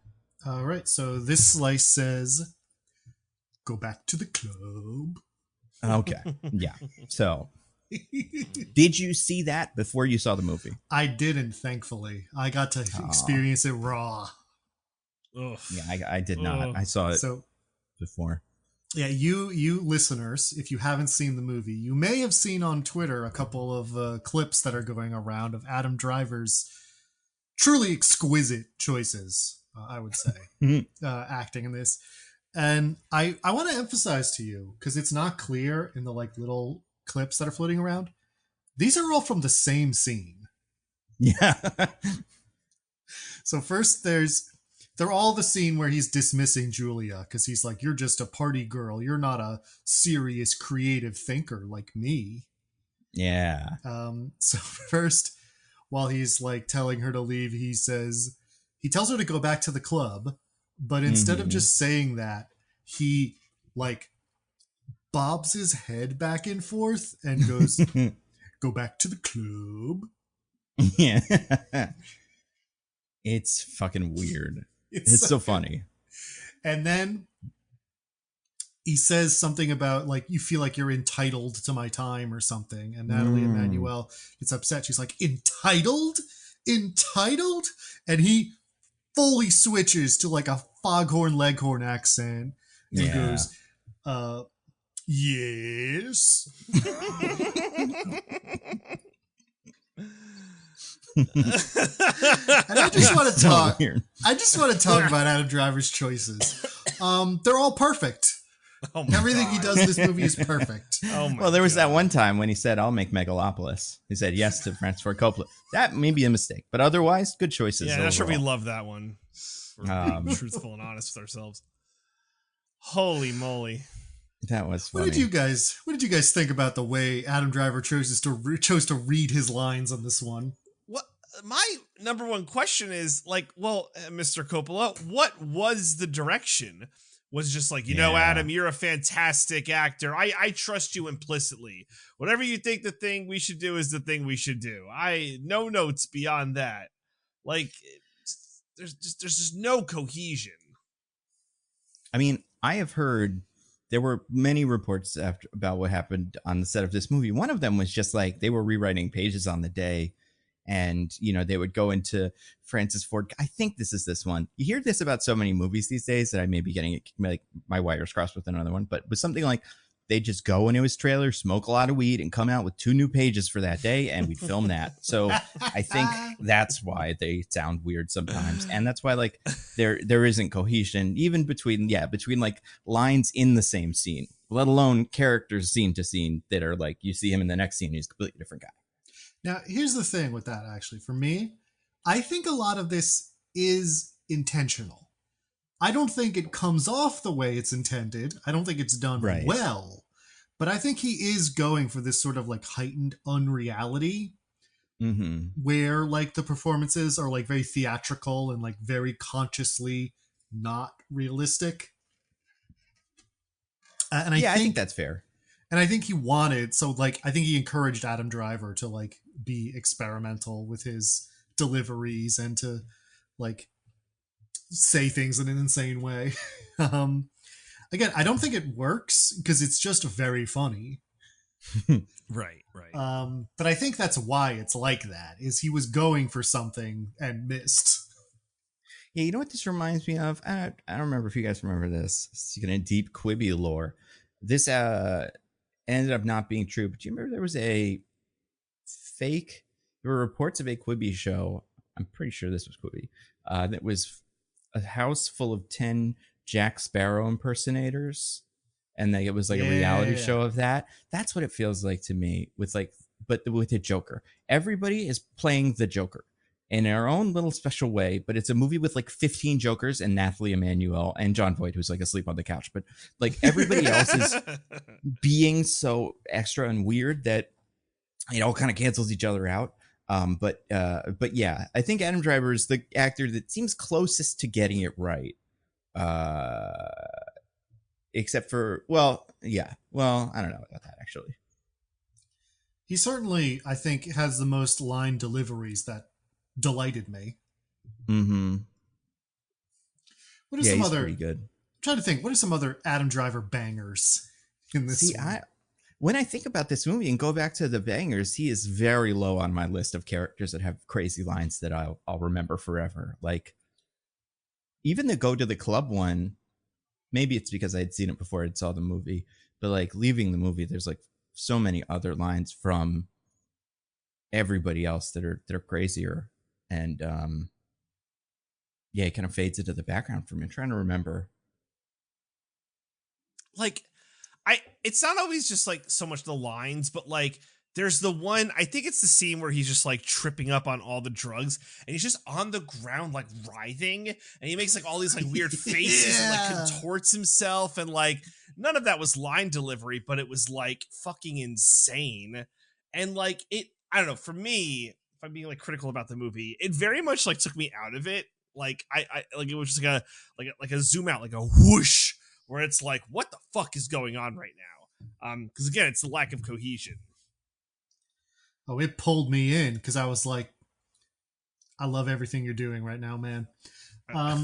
Yeah, I think I loved his To Be or Not to Be because he's not just saying it, he's also doing the most like high school performance of Shakespeare where he's like swooning all over the scaffolding. And just like pausing at random points.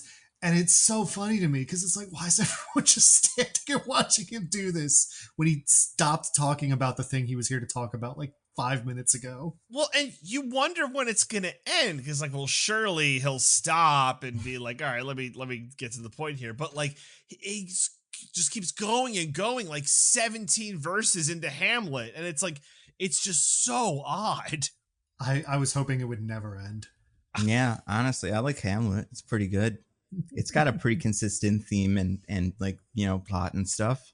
If instead of this, he just did a really good monologue of all lines of Hamlet, Francis Ford Coppola was like, we just show him that. I'd be grand. I mean, it would have to start at To Be or Not to Be, which means there's like 10 minutes left of Hamlet, but still, it's a 10-minute long movie. I'm in. So let's expand it out from just Adam Driver. What are your favorite line readings? Not necessarily your favorite lines, but your favorite way a person says something. This is relying on me remembering these things. Okay. I'm going to say, because I did say he's the worst, and I do think this is not he's the worst. I did say that this is a career worst for everyone involved. I think that's true, because I think there's actors in here who, even the ones who are good, have better performances in almost everything else they've ever been in. But Giancarlo Esposito, an actor I think is good and like I think is great like at doing what he's doing. I don't remember exactly what the line was, but it was in the scene where they're at the parade and he's like leading the parade as like the marshal, and he has a line that feels like it's out of a fucking Dr. Seuss book that's like, I do not like that man Cicero. I do not like Cicero. Get Cicero out of here. And then he almost gets hit by a car kind of or something, and he's like, what the fuck is that car doing here? It's so funny how he switches from between them. So that was good, I guess. I did like that. I just don't that's the thing with the like pentameter or whatever you call it, of like how they chose to read some but not all of their lines. It's bizarre. In scenes where they just drop it and pick it up. I think it all right. Mine it has to, so again, not exactly a line read, but I think for how the whole thing comes together. So at the end of the movie, when John Voight kills Wow Platinum and shoots Shia LaBeouf in the butt. Don't say how. Don't say how it happens yet. Yeah. We'll get there. All right. But with a gun, we would assume, because of what you said. So yeah, continue. It would have to be a gun. But he's like he's making pretend like he has a huge boner to fuck Wow Platinum. And he's like, look at this. If I could, I'd want to fuck you. And he's pretending to be so delirious, but actually it's this. I'll hold the reveal, and then just like bang bang bang bang, and this face he makes where it's like this like weird John Voight like scrunched up face with wide eyes, and he's like nah, and it's like I think that will live with me forever. Well, hold on before we move on from that. I don't want to say you guys say exactly what the line is that he says, but it is a specific line that he uses to introduce the idea of it. Do you remember what that is? I might say that line is on this wheel. Is on the Megalo wheel. Well, all right, then maybe we'll hold on to it. But yeah, that is an insane line. I would say that one of the other lines that really stood out for me. Okay, other line reads one line read that I kind of liked. I don't remember what he was even saying about this thing, but John Voight at one point during the birthday party looks at the wrestlers or something on stage and goes, "Ooh, look at those guys!" And I was like, "Yes, cool. Yes, that was fun." Yes. Look at the other line read. Yeah, the line read that I actually liked came from, I don't know who this character was supposed to be, chief of police or something, or no, he was one of the band members, because at one point, another thing I didn't say is that Shia LaBeouf is, the bad guy, but he has like a goon that he picks up as part of a like thing where he's like, hey, come with us in our car of crazy shit. And one of those guys he's part of like a marching band or something because it's a parade. And the other guys in the parade say, I don't really see what the character's name was, so I get that right. Huey. No. I'm thinking Claudio, right? Because I think that's Huey the line. is the guy, like the guy in the band. Oh, wait. Is Huey the guy that says this line, or the No. He's the guy who left. Okay. So, I see. Yeah. Huey. So that the character that I'm thinking of, that is the man who's like the leader of the band, says something to the effect of like, what direction did Claudio go in? And then they said that way. And he goes, then let us go in the other way. And I thought that was pretty funny. That felt like a good community theater read from a guy who's never done this before. Not that that's what that actor, like, I'm sure that actor is skilled and stuff, but that delivery I liked. He does say Huey, not Claudio. He does say Huey. Oh, okay. Mm-hmm. What else? What other deliveries were good? I love an early Aubrey Plaza one, or WoW Platinum, if you will. Mm-hmm. Is when she's when she's in Caesar's apartment, because we find out they're together, and he's like talking about all his Megalon nonsense. And I think she says something like, your specialty is the ideal. And then she like flips over onto his lap, like, so her face is in his lap, and goes, mine is the oral. Yep. Oh, I thought it was even worse than that. I thought the line was like, you're thinking about details because you're focused on the anal. You're like anal. Yes. But my focus is on oral. Yeah. That was an insane read. I loved it. Yeah, and she has a couple of those. Like, she has a couple lines like that are just they're so audacious, I guess, that in the moment I gasped. But I still think this is not her. Like, this is not a good Aubrey Plaza performance, because I think she's good in other stuff. How dare you? But I do think she is easily the most memorable thing in this movie. If for nothing else, then she has a name that's like cool. I don't know why she got to make up a name. I think she's a couple of interviews with someone her. Asked her early on, like, how'd you get the name WoW Platinum? And she's like, I made it up. Yeah, one of the rest of you guys should have done that. Like Fundy Romaine, unless that is the name that he made up too. But yeah, you guys all could have been WoW Platinum. In fact, that could be true of all movies from now on. If you go on the movie, if you're an actor, and I know a lot of actors, like your big guys, your De Niro's, Pacinos, you all listen to this podcast, go on set and be like, can I be named Johnny Bazingo or something? And then maybe they'll let you, or it'll be hard to work that into like, this movie about JFK, but it maybe be cool. I just think you have to do the WoW Platinum of two like totally indistinct words. Like, my character would like to be Squirrel Tapioca. That's my character's name. Have you guys ever met anybody with a crazy name like WoW Platinum? Like in real life? Yeah. I don't think so. I there was someone in college I knew whose name was Matrix. Oh, that's pretty cool. Yeah. If you met a person named WoW Platinum in real life, how do you think you would react to them? Would you be like, I want to get as far away from that person as possible? Or would you be like, we need to be best friends now? I feel bad because people's names aren't their fault, right? Like, unless they changed it, and then it is unless their they fault. changed right? It. Yeah.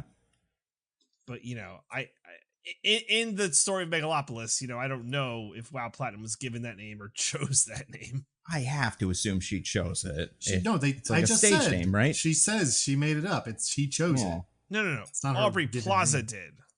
Oh. Yeah, like Aubrey Plaza probably didn't make it up. Oh, okay. Hold on. I was confused about that too. When we were talking about that before, I was talking about why Aubrey Plaza, if Aubrey Plaza was like, let's name my character WoW Platinum, and that's why the character's named WoW Platinum. Yeah. No, I was saying in the movie, somebody asks WoW Platinum, how did you get your name? And she says, I made it up. I gotcha. Okay. Yeah. Okay.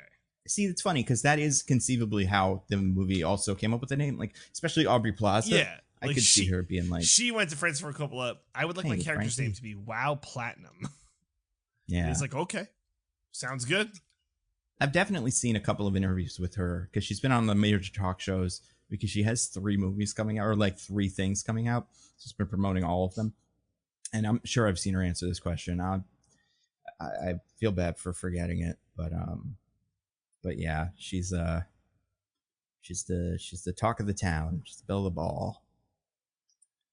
It's pretty good. Sure is. Yeah. Have either of you guys watched the Agatha show yet? I'm working on it.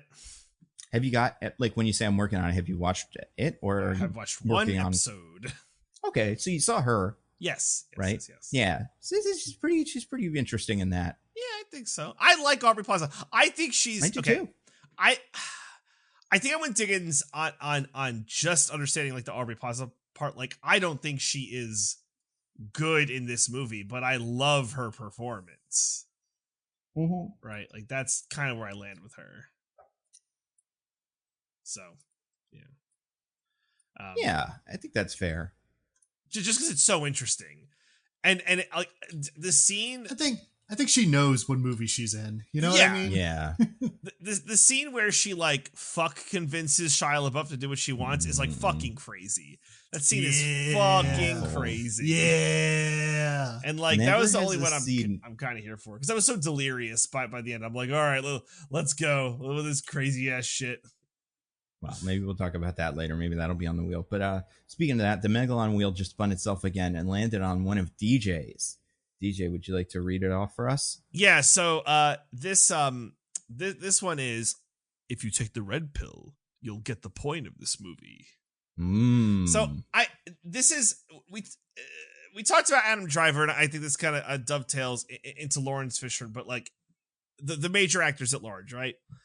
Everyone in this movie is doing their own thing, and Lawrence Fishburne is just Morpheus to the point where he literally narrates the movie, which like I'm fine with, like, oh, there's this character and it turns out he was the narrator, but like so early of a reveal, it's like weird because like he's just Caesar's cab driver or limo driver, whatever. Not cab driver. He's his limo driver. He's more Sometimes. of an assistant type in general, not just a driver. Yeah. But he's not this greater player at large. He's the assistant to the main character. Like, that's a weird person to narrate. Like, normally it would be someone above it all or like very at the bottom who's like coming up. It's like, oh, pass it on to them. They're the future, pass the torch, so they're the narrator of it.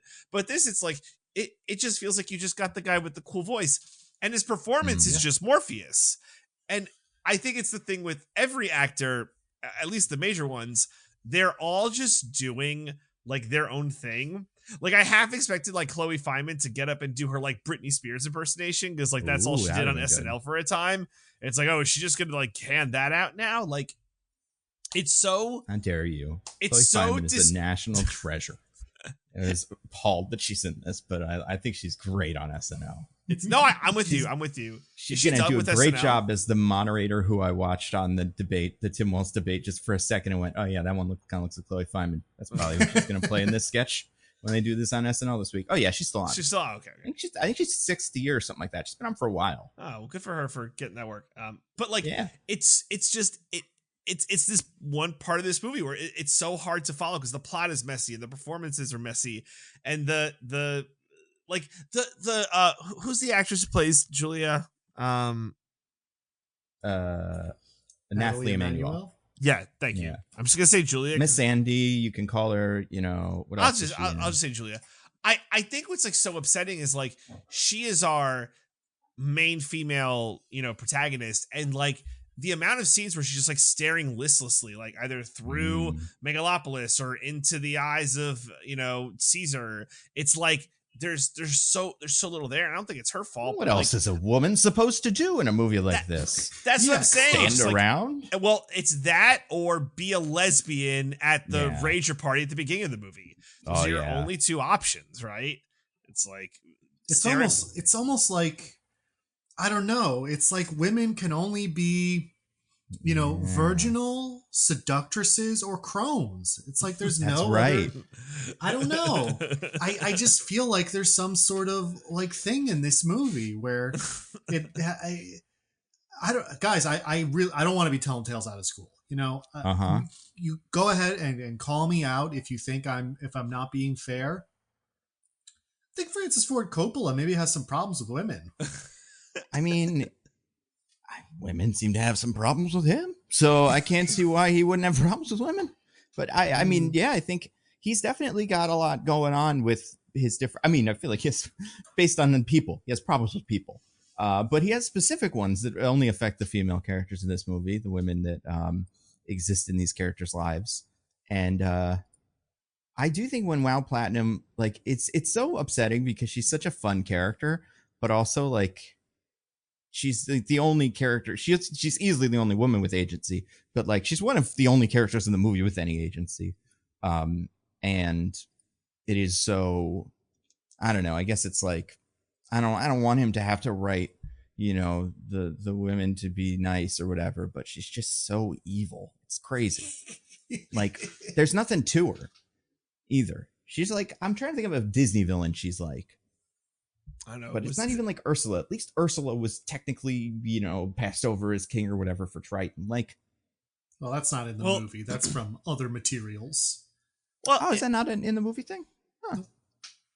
I would say for Ursula, at least she was, crafty with legal jargon.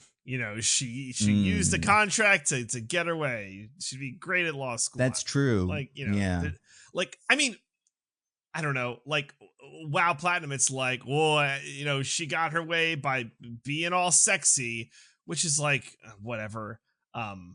Which is how women trick you. They trick you by being sexy, and then it turns out they're evil. That is everyone knows that's how it works. That is how they trick you. But like to this thing of like the performances, it's like it's so unfortunate that like by the end, the only thing there is for Julia is like, I guess she's a mom. That's what she gets to be, a mom. Oh, sorry, that's the fourth thing a woman can be. Right, yeah. She's gonna be a mother. There's virginal, seductress, mom, and crone. Well, mom becomes crone eventually, kind of, I guess. Part of the pipeline. It's in there, but yeah, it's kind of like, you're at separate points though. Like when you're mom, you're still like youngish, but you're a maternal, nurturing, loving, etc. And then you become the crone when you're older, and you don't love your son Caesar, even though he's so nice and cool. Oh my god! Right? Yeah. Because you're always obsessed with yourself, a trait that I definitely don't have. Why are you so selfish while I never think about myself and only talk about that constantly? So anyway, really frustrating performances all over, and Lawrence Fishburne is Morpheus. I mean, if Morpheus opened up the Wikipedia page for like, Rome circa 200 or whatever. 200 is way after the fall of the Republic. Listen, okay. But when is it? Well, the second Catalonian conspiracy was around, I think, the 60s BCE. Okay. BCE? Yeah. Before Common Era. That's what it is now. That's right. Whoa. We killed God? That's we right. killed Jesus? Killed Andy, attacked and dethroned him. Yep. Holy shit. Oh yeah, remember the part where the paintings or the statues all go, ooh. Oh yeah. When the statues of justice and liberty are all like, things are bad for Caesar Catalina, so they're like, oh no. Oh, we feel bad now because the main character isn't doing well. Well, I think what is nice for this movie is Francis Ford Coppola did also make it for the blind, because in that scene, Morpheus says, justice was sad for Caesar Catalina because justice wasn't happening. And, if you can't see it, what are you going to do? But like, luckily he made the one character just narrate everything that's going on and say, these are the symbols of the movie, important themes, and, go through all of it. It's pretty good. Movies should all be like this. I'm trying to think. We had another one like this year where like at one point a character said, these are the themes of the movie. And I can't remember which one it was, but maybe Rebel Moon, probably. Oh yeah, Rebel Moon, when all the characters went, "What are your backstories, guys?" And then they all said them. That feels like this bit. Yeah, that tracks. That tracks. Listen, like I said, I know writers who use subtext, and they're all cowards. How dare you? I would die for Garth Marenghi to take a shot at this. I've seen so many fun, like, connections between this and other stuff. And my favorite one I just saw on Twitter, like during our break, was Megalopolis is like if Hideo Kojima had to put cutscenes in between a SimCity game. I think that's right. That's what this movie is. Yeah, let's see if I can find the tweet so I can give them credit, because I did not come up with that. Oh my gosh, that's amazing. We all love Kojima here on this pod. He's so hot. Oh yeah, it was Mike Drucker. Great, Twitter follow. Very funny. But yeah, that's brilliant. That is brilliant. Yeah, it's except then it would be cool and I'd love it. First of all, I think it would be more cohesive. Well, oh yeah. It would be more something that would make it better. You know what it is? It would come from a place that, like, he would have more, because the thing with me with Coppola here specifically, and because Coppola wrote the movie, which I think is where a lot of the problems of this movie come from, is that like, if it was anybody else that I was like, he gets it. Kojima, I think I would be like, he gets it. He's like all together. So when, these two actors are playing these two, like the women in the movie are characterized so broadly, you go, I guess that's the point of the movie. Interesting. Well, but with this, you're like, I will say, one thing about Kojima is he doesn't necessarily write the most amazing women in the world. What are you talking about? Not the one, well, I mean, sometimes, but he's gotten better. Like the one, he wrote that one recently with the boobs and the skin are her breathing. That was pretty progressive, right? And when you find out the reason for it, you will be ashamed of your words and deeds. What? No. What's the, what is her name? It's like Clear or something like that. Quiet. Yeah. Because she doesn't talk, that movie. See. Oh, yeah. I've never played a Kojima game. I might start, though. Death Stranding 2 looks like a lot of fun. That cast is stacked. But fun. I follow him on Twitter because sometimes at midnight, I enjoy seeing a bunch of random pictures of Leah Sadu for no reason. And I think everybody can agree with that. Like, it's or so funny. You like seeing his movie reviews where he either puts out a real review and he liked it, or he says, I saw this movie, and that's the whole tweet. Yeah, question, did he see this? I don't know. I don't like troll through it usually. Yeah, he retweets a lot of people that do fan art and stuff, so I don't remember seeing anything about him seeing this. I'd be very curious if what his thoughts would be. But yeah, that's pretty good. By the way, I spun the wheel, the Megalon wheel spun itself again, and it landed on one of mine. And this is something I put on the wheel, even though technically it should come later, but only because we keep forgetting to do it. And it was so important now. I have to ask you guys a question about this movie. Okay. Is it woke? No. Is this a woke movie? No. There's no DJ, way. What about you? I think no, it's not woke. There's no way. I think we have a definitive answer from the director on this question. Yeah, finally. Every director should be forced to answer this question. Oh, is this, they finally made an anti-woke movie and it's this? Yep. He said he did. Well, to be fair, he said he did not want this to be a woke Hollywood production. So, maybe he means he wants it to be in the middle. But one of the things that I could not get over that I learned about this movie is he specifically went out of his way to hire actors who were canceled for their political beliefs to be in the movie. Now, when you look at that, you're like, I guess that's not wrong. Like, it's weird, but like not like evil or anything. Which ones is that? It's Jon Voight, who is very Republican and stuff, and like crazy Republican, not like Kelsey Grammer or Adam Sandler. Like the next day was like, or stop storming the Capitol, everyone. Or even like, Clint Eastwood is kind of crazy, but we've sort of decided he gets a pass. I don't know why. Yeah, I was gonna say one of the Quaids. I feel like one of the Quaids is crazy and one of them is not. One of them knows to. I mean, then there's Jack, who's cool, but like I think Randy Quaid is the crazy one. yeah, has had weird like Republicanisms, whereas Dennis Quaid is like, no, I'm definitely Republican, but he knows that, you know, it's probably not the best career move to talk about that, which, you know, you can have problems with that or whatever. I mean, I think, yeah, probably shouldn't make a Reagan movie that's bad if that's your take, but whatever. I haven't watched the Reagan movie yet, and I love him so much in another movie that I'm willing to forgive all of the Reagan movie. But what I was curious about when I saw this is I was like, well, who else is in this cast? Is canceled. Like, why not just say I hired John Voight, because none of you idiots would hire him. Also, John Voight is, I mean, we said it, has one great line, otherwise terrible in this. Like, could easily be played by a body pillow or something, where you punch it and it says a line or like a word, you know, like a little with a little box in it or something. But could you imagine how much better this movie would be if instead of John Voight, it was Christopher Walken? Oh my God, yeah, it would be so much better. Yeah, it'd probably be good. I mean, yeah, Christopher. Oh man, and Christopher Walken did that this year, and it was great. In Dune, he was like kind of this same character, and it totally worked. Yeah.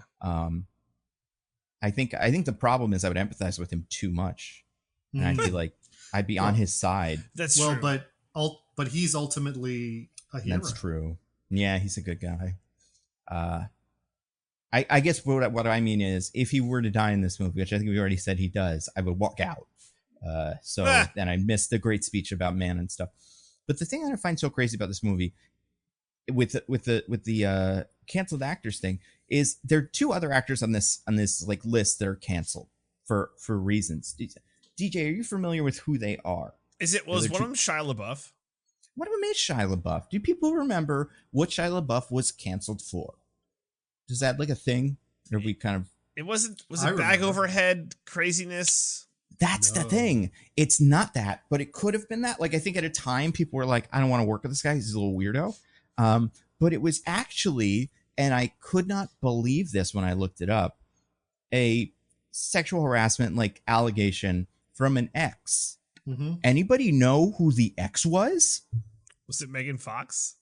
No, it's Fucka Twigs. What? From The Crow. Oh. Yeah. I was like, it blew me away when I saw this on the thing. Holy. That is, she was like the main, at least at the time, like the main person that came out against Shia LaBeouf. I think a couple other people did. And I think Shia LaBeouf, I mean, like, not like to their credit, but like it did say that they had some, like they did, I don't think they fully like admitted to it, but like I think they did admit to it more than certain other actors in this movie did, in a way that's like kind of, maybe they even kind of get it. But I mean, I don't think they're not cool. But yeah, so that was one of them. I thought that was fascinating. That it was Fuka Twigs. The other one is Dustin Hoffman, who I think we might have mentioned this during the Kung Fu Panda episode earlier this year, because I found it equally absurd that he was in that. But with that one, maybe it was just like, at least it's a legacy character, and also it's a character that's important. Whereas with this, it's like a weird little cameo. But have you guys ever seen the video of John Oliver talking to Dustin Hoffman at a premiere about this, about why he's canceled? No. Oh, it's great. Everyone should watch it. It's great. They did a screening for Wag the Dog, 20th anniversary of that or something. John Oliver hosted it. He was like the guy who the, Tribeca Film Society or something had come in to ask a panel of Robert De Niro, him, and somebody else about the movie. And during it, John Oliver asked him, like, what about all these sexual assault allegations and all kinds of other workplace harassment allegations against you, Dustin Hoffman? What's the deal with all of those? And really like lent into it in a way that you almost never see. It's great. And like, not even like lent into him, like was like, but what about this proof? What about this proof? But he would say something and John Oliver would go, that's kind of a bullshit answer though, right? Like that's not, you're not really saying anything about it. It's great. I would recommend, there's plenty of videos of it.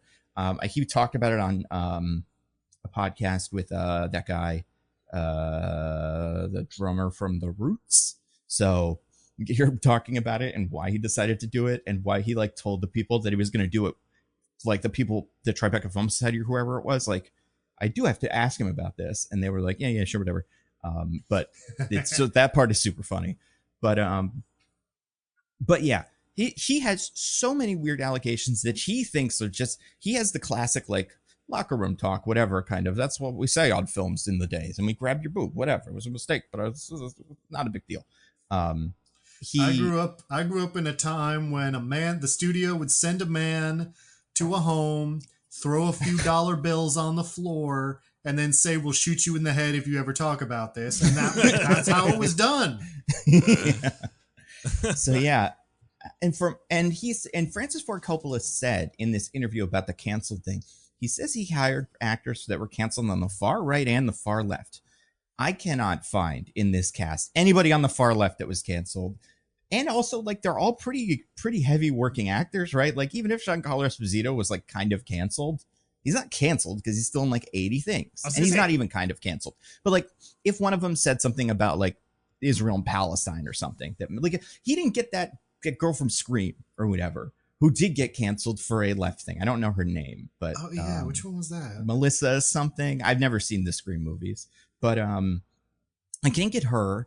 He didn't get Colin Kaepernick or something.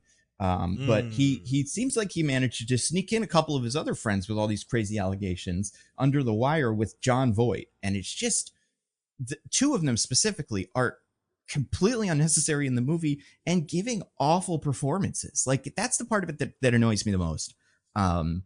Is that like, it seems like he just did this to fuck with us or something, or like to be like, yeah, fuck you. I hired Dustin Hoffman. What are you going to do about it? He's barely in the movie. It doesn't matter, but he's in there because it makes you guys angry. And that's to say nothing about the allegations about what happened on set, where apparently Francis Ford Coppola was going around doing weird harassment to the extras, which is like, I couldn't believe it. Oh yeah. And it's that kind of thing where some people were like, well, you know, he's an old man. And it's like, again, he didn't have to make this movie. If he wanted to just hire guys, he could have hired all guys. I think he could have shown the script to some women and said, see why I didn't put women in this movie? And they go, oh yeah, actually that's a good idea. That's smart. You take them all out. Get rid of them. No, nobody wants to do those. Well, do that and like stuff. This man sold his like winery, which like isn't like a tragedy, but it's like, it's just fucking weird because it's like, why? How did you feel so strongly in it? You're like, no, I have to do this. I have to liquidate my assets to make this movie. And a bit like that's apparently the only reason like why Lionsgate said yes. It's like, well, he's gonna like fund it himself, so we're fucking crazy if we say no. Like, that's insane. And it is like, insane. As far as the like, well, he's an old man thing, like Martin Scorsese is 81, still makes movies, and manages to not be a weird, insane person about it. Right? Like harass people, as far as we know. If something comes out in the future and I'm wrong, well, that sucks. But as far as we know, Martin Scorsese doesn't harass random extras on set. I also think Martin Scorsese probably wouldn't come out before his movie and say, I hired people that were canceled because I'm not woke. Yeah, when he's making his movie about the massacre of the Osage people and stuff. That would be a pretty crazy stance to make. Like, it's funny how he has kind of turned into one of our woker directors when it comes to subject matter. Even though he cut his teeth on just making the same gangster movie 8 times. And movies about Robert De Niro driving around. Be fair, his gangster movies, like a lot of his movies are about how masculinity is like a poison. That's true. That's like, true. From the beginning of his career. Yeah. No, yeah, Martin Scorsese's cool. But yeah, Francis Ford Coppola, weird. Insane that he put in a story. And this is, I'm spinning the wheel, the Megalon spinning the wheel again, landing on another one of mine. This is the card in that guy's wallet from Transformers 4 that says it's actually okay that he has sex with the daughter. This movie invented one of those for the character, and it's insane that they did put that in the movie. I don't know. What did you guys think was happening there? Why? How did that? I thought. So here's my question. That never happened in real life, right? There was not a scandal with this Caesar guy or the Cadlin conspiracy. A part of it wasn't pretending he like had sex with some minor or something like that. Well, first of all, not a crime back then. Exactly. And that was the thing I was saying. Like, who would he have had to have pretended to have sex with for it to be a crime that everyone got mad at him for? There is. So this isn't part of it, but there is an analog to them that people would be mad at him for having sex with. Because these, like her and like the girls that she's raising money for and all them, and the movie outright states this because again, subtext is for cowards, Yeah. are sort of like a reflection or like a representation of the Vestal Virgins, Right. which were women dedicated to Vesta. They're basically like nuns, because the whole point of like people who are dedicated, like women who dedicate themselves to Vesta, was that they don't have sex ever. They've dedicated their lives to this goddess, and they live out their lives like in a, again, it's not like a monastery because it's before that term existed, but that's essentially what it's like. And it was supposed to be a thing where it's like, you know, they're keeping like the blessings of Vesta here in Rome by being dedicated to her. So it would be a scandal if Catalina had had sex with a Vestal Virgin, but as far as I know, that is not part of it. Okay.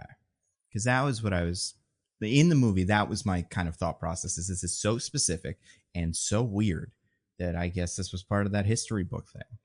But I guess it's not such an insane plot point.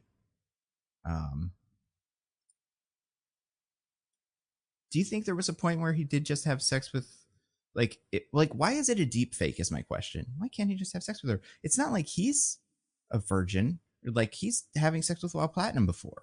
I don't know. I guess like kind of what you're saying with the Vestal Virgin thing. It's just so pointless. And it's such a big moment in the movie. Yeah, it really is. I thought it was like a real video, like especially when she finds the thing, like, oh, she's 23. I'm like, okay, so like he did have sex with her, but he knew that. Like that makes sense to me. I mean, it doesn't change the sort of like gross dynamics at play here and why you put this in your movie. Yeah. But then they also bust out, also, he didn't even do it. It's so weird to me. It's bizarre.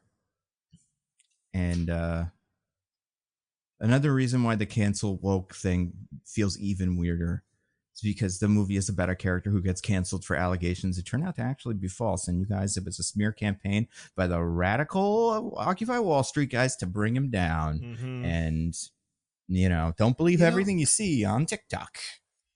I do think I don't know if fairness is the right word to Francis Ford Coppola, that Claudio Pulcher, when he gets political, isn't necessarily meant to be Occupy, as he is the living embodiment of horseshoe theory. Yeah, that's where fair. he's far right and far left because he's just crazy and bad. Yeah, it is very, I guess, like, yeah, there's really nothing to that character besides just he cross-dresses once. If you want to like say what that character seems to do on purpose for reasons that aren't part of his plot. He has sex a lot. Does drugs. Possibly with his sisters. Right, yeah. Yeah, that's right. They do say that. That's weird. Yeah. Yeah. I don't know. Remember when Shia LaBeouf got fired from that Don't Worry Darling movie? Everybody got mad at him.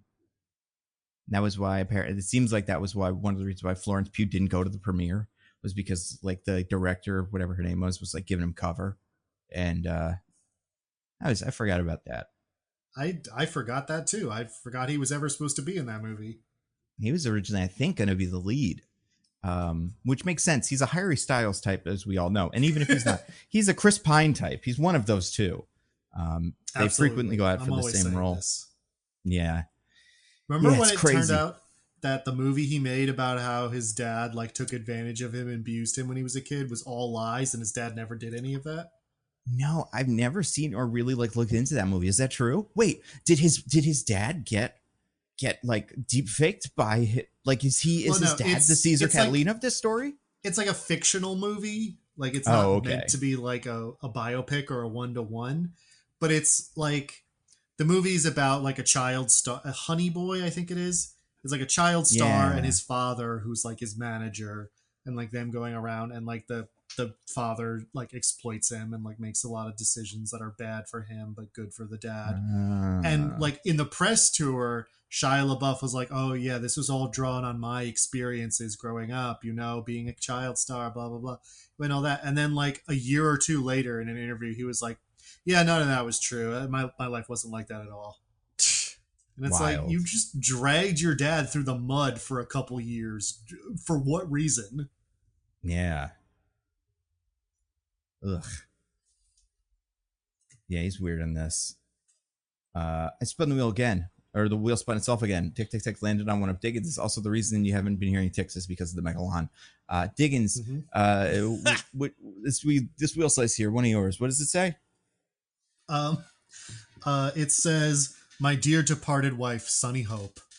Yeah. Let's talk about the wife. Let's talk about the classic dead wife. I forgot about that. I didn't talk about the circumstances. Yeah. Go for it. Yeah, there's a few things Nando didn't mention about dead wife. So let me quickly go over the story here. So Caesar Catalina had a wife. We know early on because Mayor Cicero whispers in his ear about it very creepily.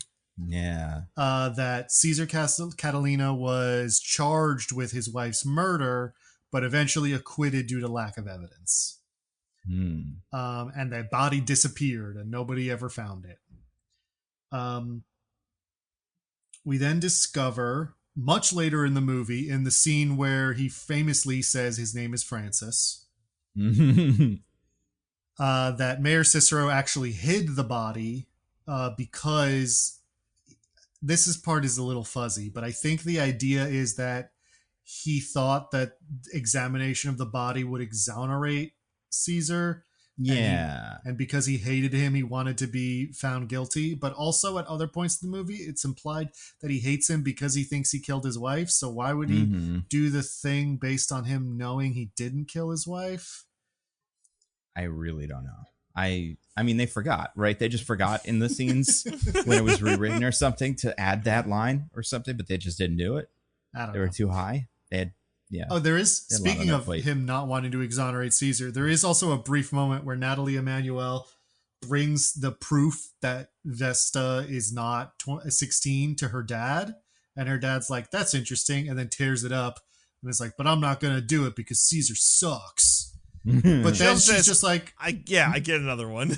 I can get another. And then she does. Yeah. And he's just, that's it. That's the end of that plot line. Sucks for him. Amazing. So he reveals that he had the body hid and like it was just labeled as a Jane Doe in some other facility. And then we get the full flashback backstory of what happened with his wife, which is that they argued a lot. And hilariously, in perhaps the one moment that could be read as genuine introspection in the entire movie, he's like, we were arguing about something. I don't even know what. While in the background, you can clearly hear them arguing about him cheating on her all the time. Yeah, that is funny. She said, there's lipstick on this cigarette. And I'm like, how does that mean that, like what happened? There was like a used cigarette in the garbage, but people don't really throw out cigarettes because it's dangerous. Like in the ashtray, probably. So there was what do you think you do? Cremate the cigarette? It has to go somewhere, you know? But like, so she took out the cigarette bud and saw the lipstick. Like, it just doesn't make sense to me. I don't know like how that classic trope from is it the era that this is meant to evoke when everyone smoked. Wait, is it really? But the lipstick on like lipstick on your collar. Like, oh, she was kissing you. There's lipstick on your collar. Well, I mean, I don't think she thought that they were kissing each other with the cigarette in their mouth, but I think she's just like, there was a woman here. Look at all this lipstick. Yeah. Right? It would be like lipstick on a glass or something. Well, glass makes sense because that's like lazy. Like you gotta watch that shit, right? But like that makes sense, or collar. But like cigarette, how is it on the cigarette? It just doesn't make sense. Because DJ, I don't know if you know this. To use a cigarette, you wrap your lips around it using your mouth. Yeah, okay, but like once you've spent the cigarette, there's like nothing. That makes sense. Does it in the butt. You know, they say you do like feel it more that way. Yeah, it's nice and warm. I get it. Listen. I know none of us here are like avid smokers, but like you smoke a cigarette, there's like nothing left when it's gone. And you're like flicking that shit. I just think it's a weird If you're telling me this is a trope, the reason ashtrays exist is because you take the butt that you're not supposed to smoke and put it out in the ashtray. Well, you also ash into the tray, right? But like, sure, you put your discarded bud into the tray, but like, is she picking him up and seeing lipstick on that? Yeah, because he leaves him out because he doesn't care and he's not careful, and so she's cleaning it up because she's a housewife. And she sees that the cigarette butts that she's cleaning up have lipstick on them. What's so complicated about this, DJ? I feel like you could even... what's up, Nando? I feel like you could even read that she was suspicious and maybe started looking at things, looking for clues to if he had cheated on her and maybe found something that he thought she would never look for in a million years. A cigarette butt. A cigarette butt. Why didn't he use Megalon to fix it? It's a great question. He hadn't invented it yet. Yeah. Right. That's probably why. It's made of dead wife bones, right? Sorry. Well, that, so and he probably remembered that. But it made him. Is it though? So, well, let me get to it now then. Yeah. So she like runs out in this night because they've had this huge argument again. And so he like chases after her, and she, while driving fast to get away from him, has an accident. Like her car careens off a bridge and splashes into the water where she drowns. And he like dives in the water to try to save her, but does not succeed. But while he sees her body like in the water with like light behind it, he gets the idea for Megalon. How in any way is this related? I don't know. I don't know how that makes him think of Megalon, but it does. And it's funny because like this movie, I mean, we've kind of gotten at this. I said a bunch of times in the not review, the like summary, but like this is a movie about a magical substance, but it's not just a magical substance we talk about. It's a magical substance we see in action many times. And not only does it not look impressive or cool, it also just like doesn't seem to do anything all that exciting. Besides like reanimate your face and turn you invisible or whatever. But like the idea that this is pretty exciting. Which very cool. From the dead. It's pretty good. But the idea that this is a building material, I find a little strange that is like what this is built around. Considering like his house isn't built on Megalon, and like we don't see like amazing Megalon stuff happening. But outside of that one scene where she walks through the Megalon little teeny tiny village, there is a scene in a house made out of Megalon. Which one is that? The one where they quote Marcus Aurelius back and forth at each other a bunch of times. Oh, the card table? Yep. Or whatever? That's because they're like, house? Yeah, they're like, this is our house in Megalopolis. Oh, yeah. So it's the house they made for themselves made out of Megalon. And is it doing any cool stuff? Not really. Okay, cool. Yeah, like, I guess in a movie like this, it's like, you gotta never show us the Megalon or something, man. Like, otherwise, it's gonna look weird. Oh, you know what else they do with it? Is they put a little dog, they make a dog, like, leg out of it. But unlike Adam Driver, it just is like, it looks like a little stick. Yeah. It's like they wrapped some tinfoil around a little peg and put it on the dog. I mean, Megalon being a life-saving property is pretty huge. Yeah. Like, it basically brings Adam Driver back from the dead. So, that's pretty huge. He seems to know that it can do that, I guess. Which... he certainly doesn't question it. Yeah. And it's also a little floating ball. Do you remember that bit? That bit is insane, where she just comes in with the Megalon to bed and is like, ooh, look at this. Oh, and yeah. they all go like, oh!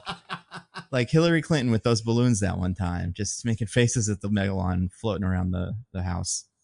It's it's real weird. But you're right. He does have his weird Megalon house, because that's where he has his weird Megalon room with all the weird Megalon mirrors that like are constantly flitzing around and stuff. Yeah, it's strange. I guess the thing about this I find so strange, it's a revolutionary technology, but because this movie knows it's copying Atlas Shrugged, it has to be an architecture thing. Mm-hmm. Even though the uses for this feel like architecture would be at the bottom of that list. Like it'd be everything else. And it's like, you'd think the thing about this would be that you can only make so much of it, right?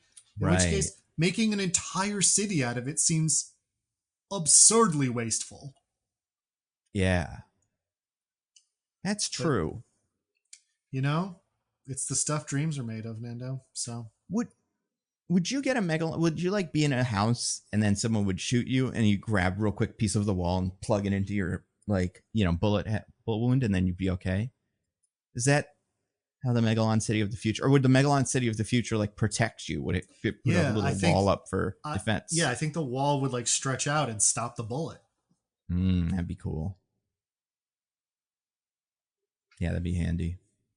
I mean, I guess the idea is that it would be like the house can respond to your needs and desires and like change itself and do things for you, which would be pretty cool. But we never really see it do that except for that one scene of Natalie Emmanuel imagining it. Yeah. So I don't know.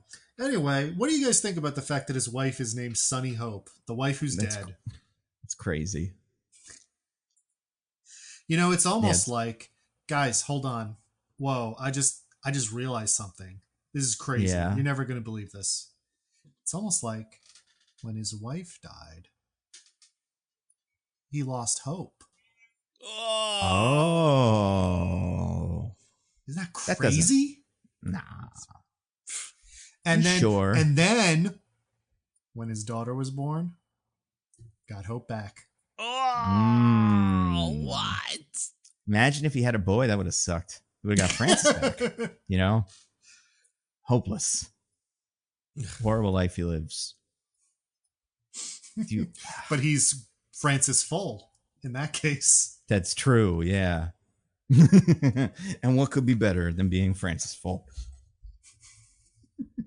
DJ, the Megalon wheel spun one more time. It's one of yours. All right. I'm glad it spun on me. I definitely have a lot to talk about. And, you know, hold on. I got to put my glasses on to read what it says here. So, let's see. This one says, there's nothing cooler than artists. Well, wait, Nando, did I hear you correctly that this is the last slice of the wheel? Oh, no, but we're getting close to the end of the It wheel. might be my last. Okay. Might be DJ's last, yeah. Probably my last. I just want to make sure we don't miss one particular thing. No, I know we'll get to it. But no, this wheel says there's nothing cooler than artists. Hey guys, did you know that there's nothing cooler than being like some kind of artist? Like if you're a painter, a musician, writer, director, actor, there's nothing cooler than doing that. And you know, a movie has like never gone out and really just like put it out there that there's nothing cooler than doing that. Now, DJ, dreams. DJ, I don't want to. I don't know if I like this direction because that's actually true. There is nothing cooler than being a creative person. Untrue. Bureaucrats. We love them. Yeah, Any bureaucrats out there? What is this? The opposite of the union? What happened to our, truck drivers and port workers? Justice for the port workers. Mailmen. Guys doing power box shit at the power box in your local street. Amazon workers. Someone's sounding awfully Mayor Cicero right now. I will say, it's fine. It's like having this little thing sprinkled out there, but like at one point, Julia's just like, "Of course you could stop time. You're a creative person, and you're telling me all the time how all artists do are just like messing with time. And look, we'll get there." With that Robert Zemeckis movie that's coming out, that's about time or whatever. My God, it's not about time. It's about a single location. Yeah, it seems it's also a lot about time. There's a lot of time going on. I know the movie. Well, it's one of the movies that were, which is about the house, I guess, but also Here in Time. It's one of the movies that takes place in time. Yes, exactly. Like Madam Web and Transformers 1. And like in time, exactly. I'm trying to think of a movie that doesn't take place in time, like Interstellar or something. That takes place beyond time. There's there's that sad movie with Florence Pugh coming out. We Live in Time. Oh, yeah, We Live in Time. We live in time.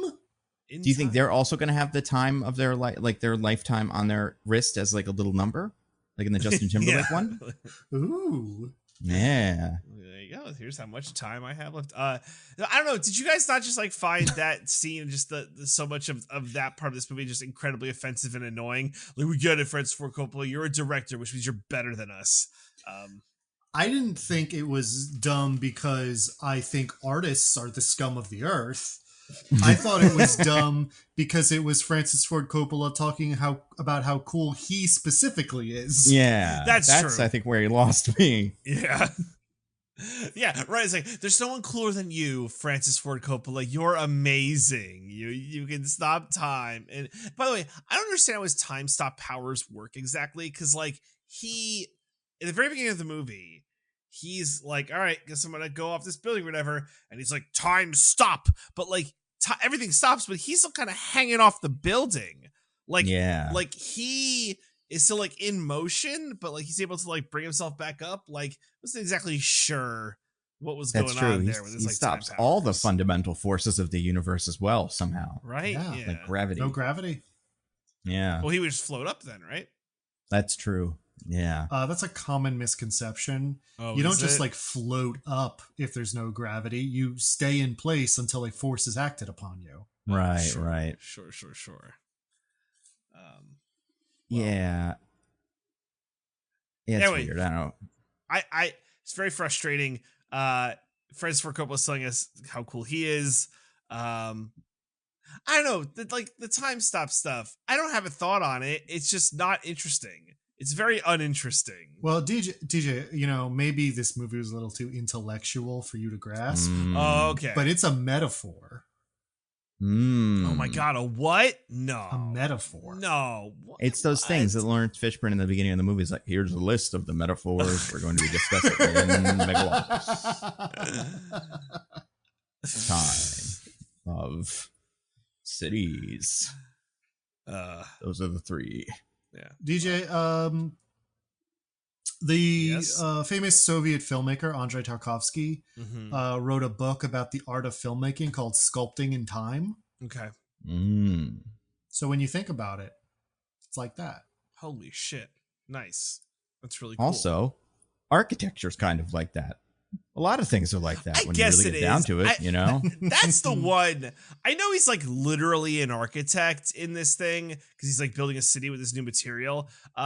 For one, him making his new material makes him more of a scientist than anything. So, yeah, you know, what can pay some respect he to won the the nerds Nobel out Prize. there. I know, but it's like he doesn't identify as a scientist. Speaking of which, I love every scene of him working. They're so good. When people bring up like little diagrams to him and he's like, what if we put the power here? That person takes the diagram away. It's so good. Yeah. Make a weirder shape. Make a weirder shape. Make a weirder shape. Just keep making weird shapes. Yeah, it feels like the kind of thing where like you would have that would be something an extra does, but they know their lines aren't going to be heard. They just know they'll be the person in the background handing the documents, and they'll say to the other guy, like the other extra, look at these documents I have for you, and these are documents, and then walk away. But instead they accidentally mic to that character, and it's the plot of the movie. Very strange. I also like the part where we see him working where he's getting a bunch of people to like carry another person across the room by flipping her back like over their backs. Oh my! What was that? I have no idea, but I love it. Is that how Megalon works? I assume. Is that a bunch of like guys flipping guys? We can only assume it has something to do with Megalon. Yeah. That's weird. It is funny how it's like, right, so it's like the thing is like, oh, he's an architect and that's so cool, but it's like it's so little to his identity for like how that matters. Like it seems to matter very little that like he is an architect. Like sure, he won the Nobel Prize, but like I don't know. He won the Nobel Prize presumably in like materials science or chemical engineering or something. Sure, because he made a thing. He made like a substance or a material. Yeah. Yeah, I guess. I don't know. There's something's off. Something's off. I mean, well, DJ, again, I wish, you know, I wish it was slightly better. And I keep using Atlas Shrugged. It's not Atlas Shrugged. It's Fountainhead. That's the Anne Rind novel that this is. But it's just because in Fountainhead, the guy is a architect, and this movie's mostly copying the ideas and like just general like jobs and stuff of the Fountainhead book, which is about Howard Rourke, a wonderful young architect. This is from the Google books summary. Okay. The novel's protagonist, Howard Rourke, is an intransigent young architect who battles against conventional standards and refuses to compromise with the architectural establishment, unwilling to accept innovation. So, like, it's just that. So, What's that? Yeah. Okay. It'd be like if it was just like if the movie was clearly Willy Wonka and he was a chocolate maker, but he didn't actually make chocolate in the movie. You'd go, why did they say chocolate so much? You'd be like, well, it's because they copied Willy Wonka. You'd go, oh, okay. Also, Yeah, DJ, I really think you're discounting that one time that he tells them to put the power in a different place. Oh, right. That's so architecting right there. Yeah, it's peak architecting. I think I've heard that as referred to. Well, and the Seinfeld fan in me can't help but be like, you're not an architect. You're a city planner or something. You're a level above Right? architect. Clearly, that's what you're doing. Either you're a scientist or a city planner, but architect is like the weirdest thing for you to have picked out of all of your possible jobs. What's the name of the design authority? Is like the thing he's in charge of. Yeah, he's in charge of the design authority. What is that supposed to be? I guess like the zoning board or something. Like I think it's kind of like these. So another like touchstone that Francis Ford Coppola brought up when describing the movie was that Caesar Catalina is a sort of idealized, like altruistic Robert Moses. So I think it's supposed to be Robert Moses was a famous city planner who designed a lot of New York City and is a lot of the reason why the design is bad. Okay. Yeah. And the way he sort of like operated was he had set up this, I forget exactly what it was called. It was the something authority. Okay. Which was essentially like a city, like a government organization within the city that like ran by itself and like couldn't be like defunded or dismantled. So he could just like keep doing whatever he wanted forever. So I think it's supposed to evoke that. Cool gig. I love that. Good work if you can get it. Yeah, get one of those. Did you guys see, by the way, the Megalon wheel spun again? And it landed on one of Diggins's. Oh, do you think it's the long-awaited? It might be. I'm going to say there's another one thing on the wheel, but I can't remember what it is. But I thought about it earlier, and I was like, I know what it is, but I've already forgotten, so never mind. What is yours? Well, I think perhaps we can all agree the most famous line in the movie.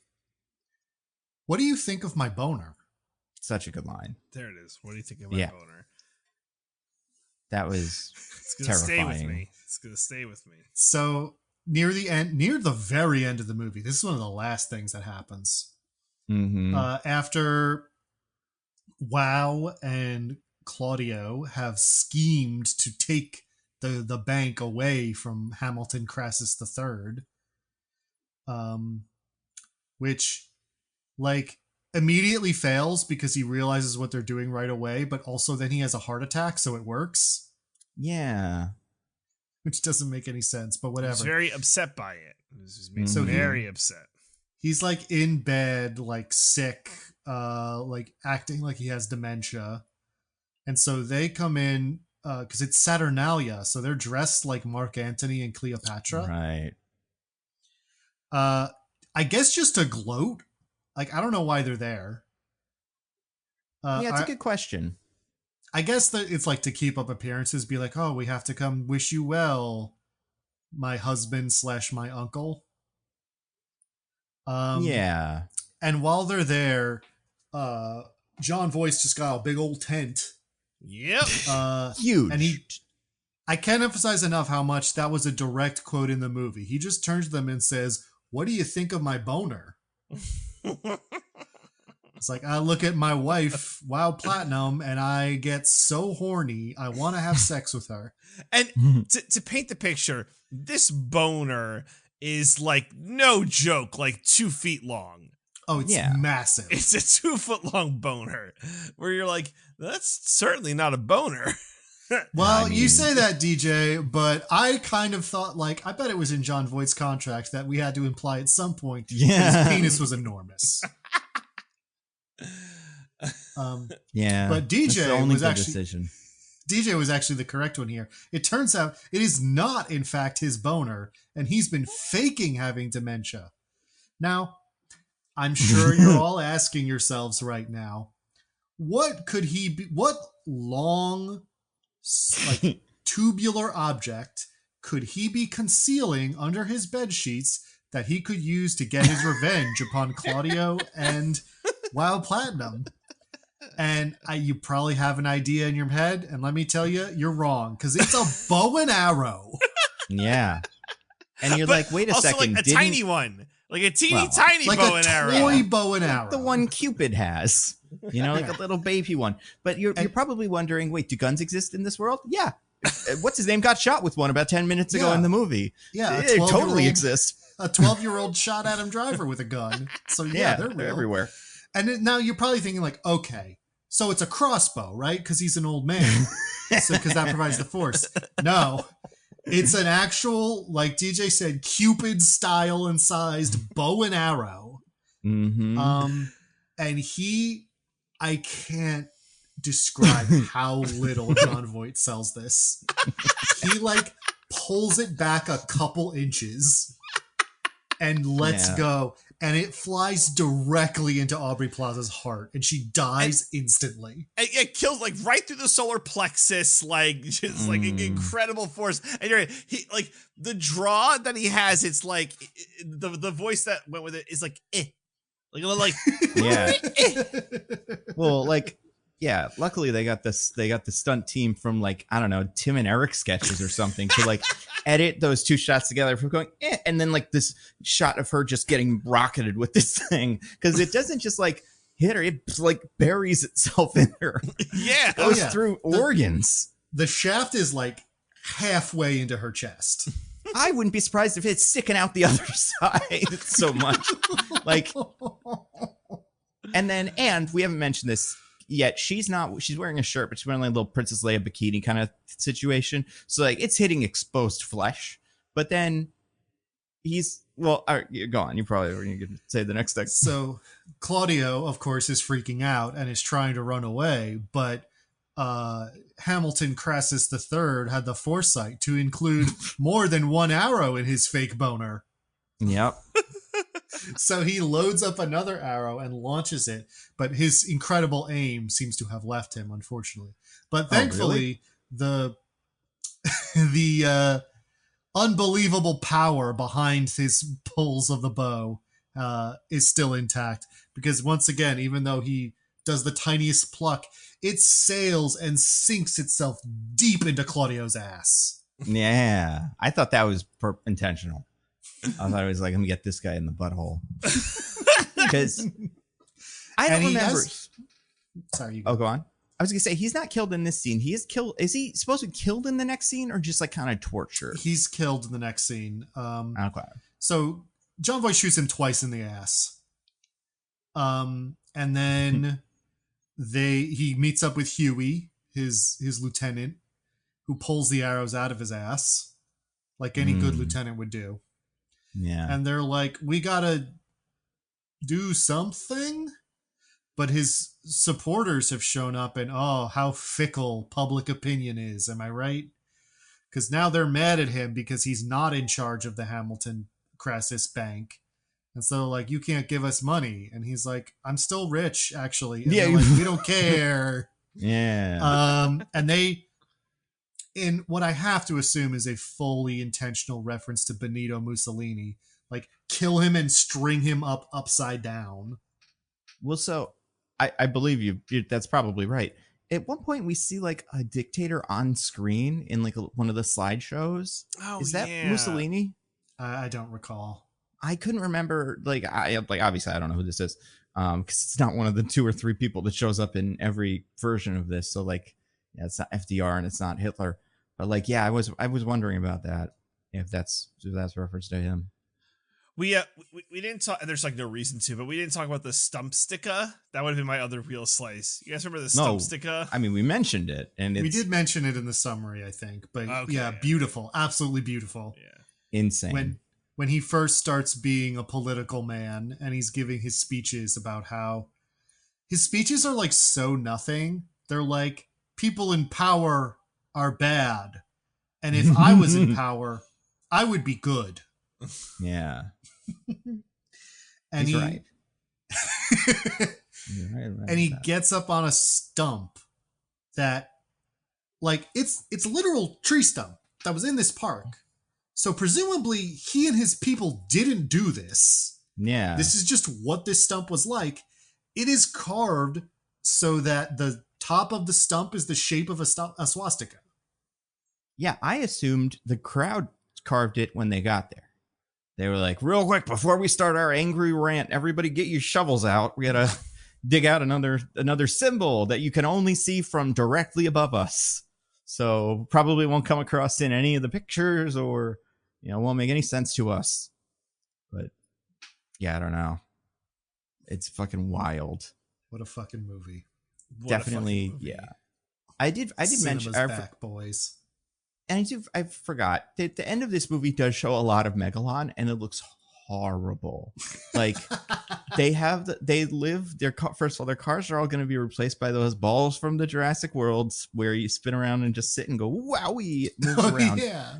And what was the other thing about the Megalon that I think is so funny? Yeah, like I feel like it's like a house. And it's going to be a big house. And because he's like, not house, but like big building, one big building. And then this weird kind of honeycomb dome thingy. But like, it's funny because the Megalon does exist in the middle of New York that already exists. And like, it just looks kind of weird. Like, it looks like something you'd see on like an alien, planet in like an alien movie where you're like, they got buildings, but not our buildings. I think if I had that option, I don't know if I'd want to live in that. I guess it's kind of funky. But the movie also does this thing where it does little, like, splits the screen up into 3 images. And then, we see different views of the Megalon. And it honestly what it reminded me of is like, and I can't think of one of these, but like if they were, made a 4th Iron Man movie, you'd like walk into the Stark Industry lobby and that video would be playing. And it'd be like Stark Industry experimenting with technologies. And it's just like bright, futures and goo and stuff, because it just looks so technical and weird. But I guess it would have saved his wife. That's cool. It's probably incredibly renewable, doesn't pollute, does whatever you need to do, and isn't made of crushed up babies. We'll see about that. As far as we can tell. That would have been a great sceme, but it would have turned this into like a weird horror movie. But like if Julia's like, where's the baby? It's time to wake up from his nap. It's like, oh, the baby's gone, but I have more Megalon. Yeah. or just like, he's like, what do you mean? Or no, it's like, what do you mean? It's right here. And he picked up a big chunk of Megalon and she held it and went, oh yes, our baby. We love you so much. And just, you were like, oh, everyone's gone. The Megalon drives you crazy or something. Yeah. Like, it's like Megalon could be the people. It seems. Yeah. Do you think it could have ended with a man running down the streets screaming, Megalon is people! Yeah. Megalon is people! Well, I mean, Mayor I think Cicero was so right. I think it's only going to be a matter of time before Nathalie Emmanuel walks in on, what's his name?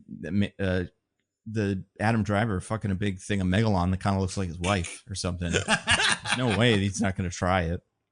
Like, he just hasn't gotten there yet. But like, when the technology comes around, he's going to do it. They'll all do it.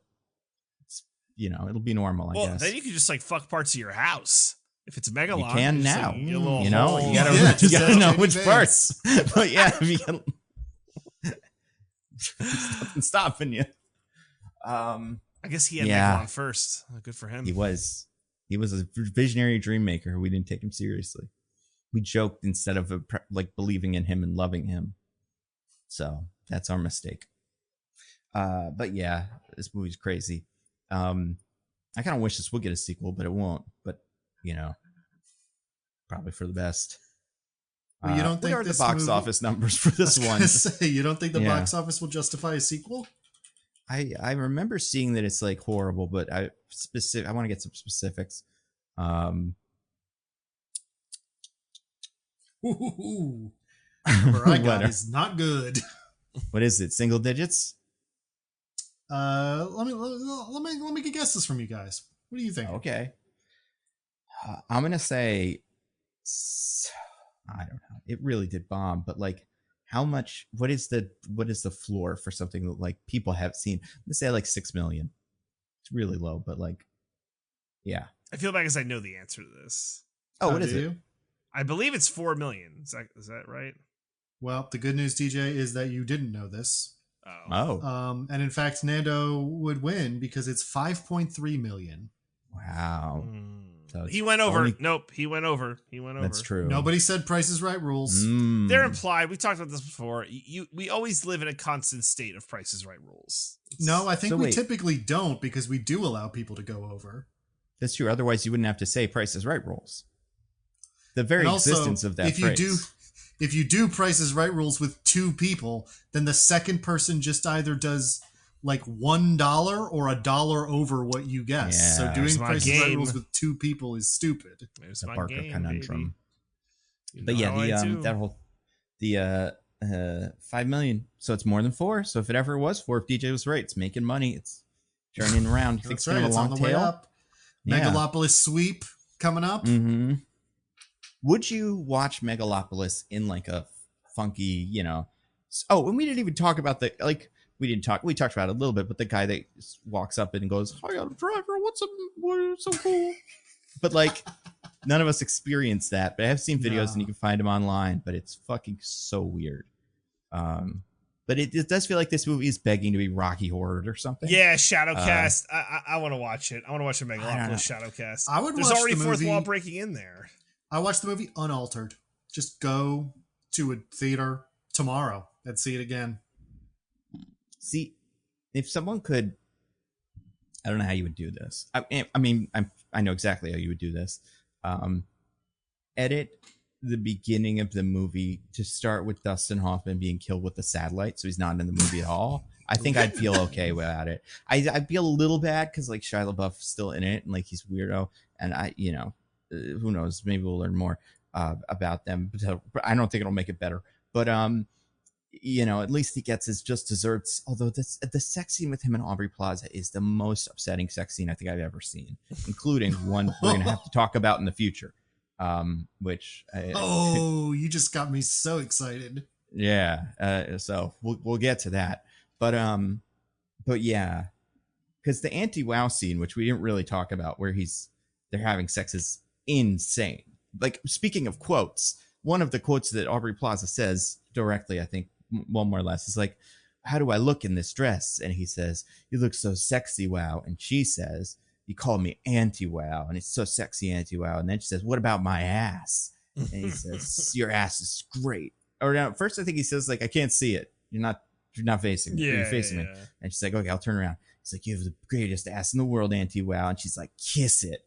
And he does. And then there's like just very, not like graphic, because you don't see the penetration or whatever, but like full sex scene of like them talking and just her jumping on him. And I want to say there's, Yeah. I mean, it's all over the place. Wild. Shia LaBeouf eats ass, definitely. Oh Yeah, yeah. if that was a different person, if it was like, who could have done that? What actor? Who's like a Shia LaBeouf but good? Shia in the LaBeouf world look right good. now. Oh boy. Like, could do that kind of overacting and like acting like a real shithead, like a scumbag, but in real life is okay. Where you'd be like, "Oh, good, he's in that." Ooh, that's a good question. Who's Yeah, that really is a good good at playing a question. scumbag? We must have one, right? Like, We must. I mean, like, What about oh man. Oh Oh, no. those It's movies. tip of my tongue. Oh gosh. I could do this. Jesse Plemons. Could be Jesse Plemons. sure. Oh, I thought you were gonna say Jesse Eisenberg, but I also would have Also, accepted that sure. answer. Jesse I don't- Plemons, I think, is a little too likable for me. Yeah, I don't Yeah. know that Jesse Plemons works. And I feel like also he's good don't at know if playing Eisenberg scumbag. could do it. But He's good at playing a certain kind of scumbag where like the sort of affable innocence of it is part of it. Yeah. okay. Yeah, I want like a young like Danny DeVito or something. Who? Who's just like a gross weirdo, but like that's not. I don't want him. Or an but, like, old Danny DeVito who's a gross or an old weirdo. Danny. You know what? I mean, absolutely. I would Like, love to see Danny DeVito in that role today. Imagine if him, instead of being like the grandson, is like the son, and like Danny DeVito could probably do it because John Voight's like ancient, and it's he's like, Yeah. oh yeah, Auntie Wow, oh you got a great ass, Auntie Wow, love it, Auntie Wow. You know who could do this? And I'm remembering this now because we talked about it in Fall Guys. Like Jake Gyllenhaal. I think he's a little too cool, but it still could. He could do this character, in a way that's like equally kind of big choices, and kind of fun. I don't know. Give us like a Pete Davidson. Maybe he could do it. Oh, sure. Pete Davidson would be good. You know who else could do it? Austin Butler. Fresh off of Dune. Ooh. Plays another little weird guy. But this time... Well, wait. Is Shia LaBeouf the one in the Elvis costume at one point in this movie? So maybe he was like, see, Austin Butler? You can't even be this. I'm Elvis. There we go. Yeah. Very mean of him to do that. Unfair. But yeah. I don't know. I mean, it's, we'll never see another... I don't think we'll see another movie like it. I think it's the weirdest movie we've done on the podcast since Cats, probably, right? Oh, yeah. You know what's wild? This is going to be Martin Scorsese's final movie. That's fucking crazy. That would be crazy. How is he going to direct it? Wait, no. Damn it. I love to see it. This is going to be... I think he'd have an interesting take on it, honestly. If we could just hand Megalopolis over to other directors and see what it could be. I know we're not going to. I know we're not going to edit this. We have to pretend like I said the right thing, just because it is like a valid point. This is going to be Francis Ford Coppola's final movie. The man who did The Godfather. This is his last movie. That's fucking crazy. It is crazy. Shouldn't have done it. Should have stopped. This final movie. What would his final movie have been if it wasn't this? Didn't he also make some real stinkers leading up to this? I mean, what has he made that's I don't know. The last movie. Oh, no. I guess the last movie on his IMDb director credit that I can see is The Rainmaker, which is a good movie. The one before that is Jack, the movie where what's his name plays a 40-year-old child. You know what I'm talking about? Robin Williams is like a child, but he looks like 4-year-old Robin Williams. Oh, yeah. Jack? Jack, yeah. Year before that, Bram Stoker's Dracula.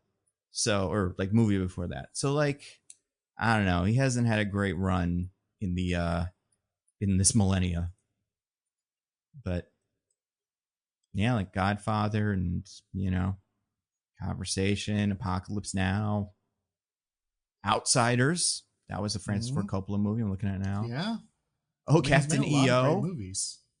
Yeah. And also Captain EO. And also Captain EO. It's the greatest movie. Yeah, it's pretty crazy. It's wild stuff, good, dude. But it's good that I think it really does make you appreciate, Scorsese and some of the other ones. But these people that just don't get weird as they get older. Or also makes me appreciate John Carpenter, a man who hit a certain age and was like, I'm not going to work anymore. Mm-hmm. Yeah, that's the other thing. Nobody has to do this. Some people think they have to because they have this wonderful story like Francis Ford Coppola did. But you could just not do it, and then it's all fine. Yeah. And you probably should probably not do it. Yeah, for sure. I also think, I think the real problem with this, because the directing is weird and I didn't like it, but I do think it's he doesn't usually write his movies. He writes the screenplays for their adaptations or something else. The idea that he's going to write a movie by himself and it's going to turn out to be this is so, just weird. He wrote The Conversation, I guess, looking at his IMDb page now, that one he did write, but it's also a movie he's been writing for 50 years. We said 50? Because It's like quite the old. earliest report that we've heard of someone being like, yeah, he showed me like some stuff from it was after Apocalypse Now. Oh my god, Yeah. that's crazy. Yeah. Damn, dude. You gotta You know what? figure- At least, I mean, maybe there was AI in it, but at least it didn't have AI in it as far as we know. I don't think it did. Yeah. I could be It- convinced you know, some of those there's- cities in the end are, but who knows? As I've said about some other things, there's a real authentic human badness here Yeah. that I don't know Yes. that AI can really replicate. Yes, That's I agree. fair. It's a, yeah. It's great. So yeah, that's Megalopolis movie. One of the weirdest movies of ever, but definitely one of our weirdest movies of the year. I'm very One of the excited best to movies see. of the year. I think we can agree. One of the Perhaps. I mean, greatest. we've got a couple coming up, so maybe we'll see about Joker, Venom, Craven, Wicked. Mm, Any of them could take the crown. No, I don't know how anything is worse than this. I refuse. I don't know. That's what we said about Crow, probably. that's what we said about Madam Web, however many Yeah. months ago. Look at what happened. That movie's We've- aged so well. Actually a triumph. The movie's actually a triumph. If they just flipped the release dates of Craven and Madam Web, Oh Yeah. Yeah. we'd be Well- like, you know what? Pretty good. Pretty great. Yeah. Yeah, we'd be like, wow, the beginning and end of the movie are the same. Like the characters are the same and the actors say all the words you'd expect. Very good. And then, yeah, but now it's like, I mean, and we'll see. Maybe Craven, maybe for that reason, we'll be like, wow, Craven was awesome. I don't know. Could be. Do you guys want to get to our classic segment? I would love to. I would love that. So, you guys got anything to recommend to the fine people? I got something to recommend to the fine people, Nando. All right, what is it? So I want to recommend this is a little bit deep down the YouTube rabbit hole, but I found there's a comedian called Josh Johnson. Have either of you heard of him? Of course. Yeah, he's on Daily Show now. I watch him, I watch all the Daily Shows, even the ones that don't have Jon Stewart. I'm a sicko. But yeah, I like Josh Johnson a lot. I watched And, what you're going to describe. You watch all the Bill Maher's, so like, I don't think we Yeah. can trust your opinion. Well, I watch all the late night shows in general, besides Fallon and Kimmel, but I will watch in a row pretty much the exact same jokes from Stephen Colbert, Seth Meyers, and The Daily Show, whoever's hosting it every night, just because, I don't know, that makes me feel good. Bill Maher, I hate watch. Bill Maher was weird last week, by the way. Really? He defended slavery, Oh, which he God. always does. Talks about how slavery isn't even that bad. Like Africans were doing slavery, so maybe you guys are a little too woke. Also defended, and I swear this is true. One of his guys, somebody on the show, was talking about people being canceled or something like that, and he said, and we'll get to your rec in a second. Said No worries. people are too, people. Oh, they were asking, can you still listen to P Diddy music? Like that was the question that the audience asked, or like the fan submitted questions. And he was like, yeah, I don't have a problem separating the art from the artist. I'm a bad person. Not that you're a bad person, but he is a bad person. So why would he have a problem with it? He probably likes P Diddy more now. But then he asked the group, he was like, yeah, because then we couldn't like Michael Jackson anymore, and we don't not like that. And they all were quiet. And then one of them's like, yeah, I mean, I still watch Woody Allen movies. And Bill Maher said, well, of course, you didn't do anything wrong. I don't understand what is going on with the society where Woody Allen, Kevin Spacey, both completely exonerated, but just locked out of society because bullshit. And nobody said anything because they were all just really confused. But yeah, so he's back to his Mary Kay Letourneau. Like, hey, maybe the alleged pedophile is actually the hero of the story phase. And I, for one, think it's great. I'm so excited to see Bill fall down this hole. Even before you said that, I was totally going to say Bill Maher would definitely have defended Caesar Catalina after the vesting. Right? Oh, for sure. Bill Maher. Oh, but what would he say when he say it was consensual? 16's quite old for a girl. I don't know. What would he say? Girls mature faster than boys. So Yeah. It's In our new she's ancient basic. Roman society, isn't this usual? I don't know. He would definitely do that. But yeah, it made me Google all the Kevin Spacey stuff and all the Woody Allen stuff so I could just be sure that that's a crazy thing to say on TV. And it is. But Anyway, so I watch all of them, even Bill Maher. But yeah, Josh Johnson is one of the Daily Show's new correspondents, along with a couple other people that are quite funny. Grace Schmidt and the other millennial one who I can't remember, but it's very funny. Well, Josh Johnson, who I was not privy to, I don't really watch the Daily Show, but he has a, I guess you would call special. It is an hour long, but it's on YouTube. It's like totally free to watch. And then it actually segued to me quite perfectly because this entire special is about P. Diddy. Yeah, it's called Diddy's Collab. Have you watched this? So I haven't watched this, but I've seen him talking about Diddy in another, I think, video he released or something like that. Okay.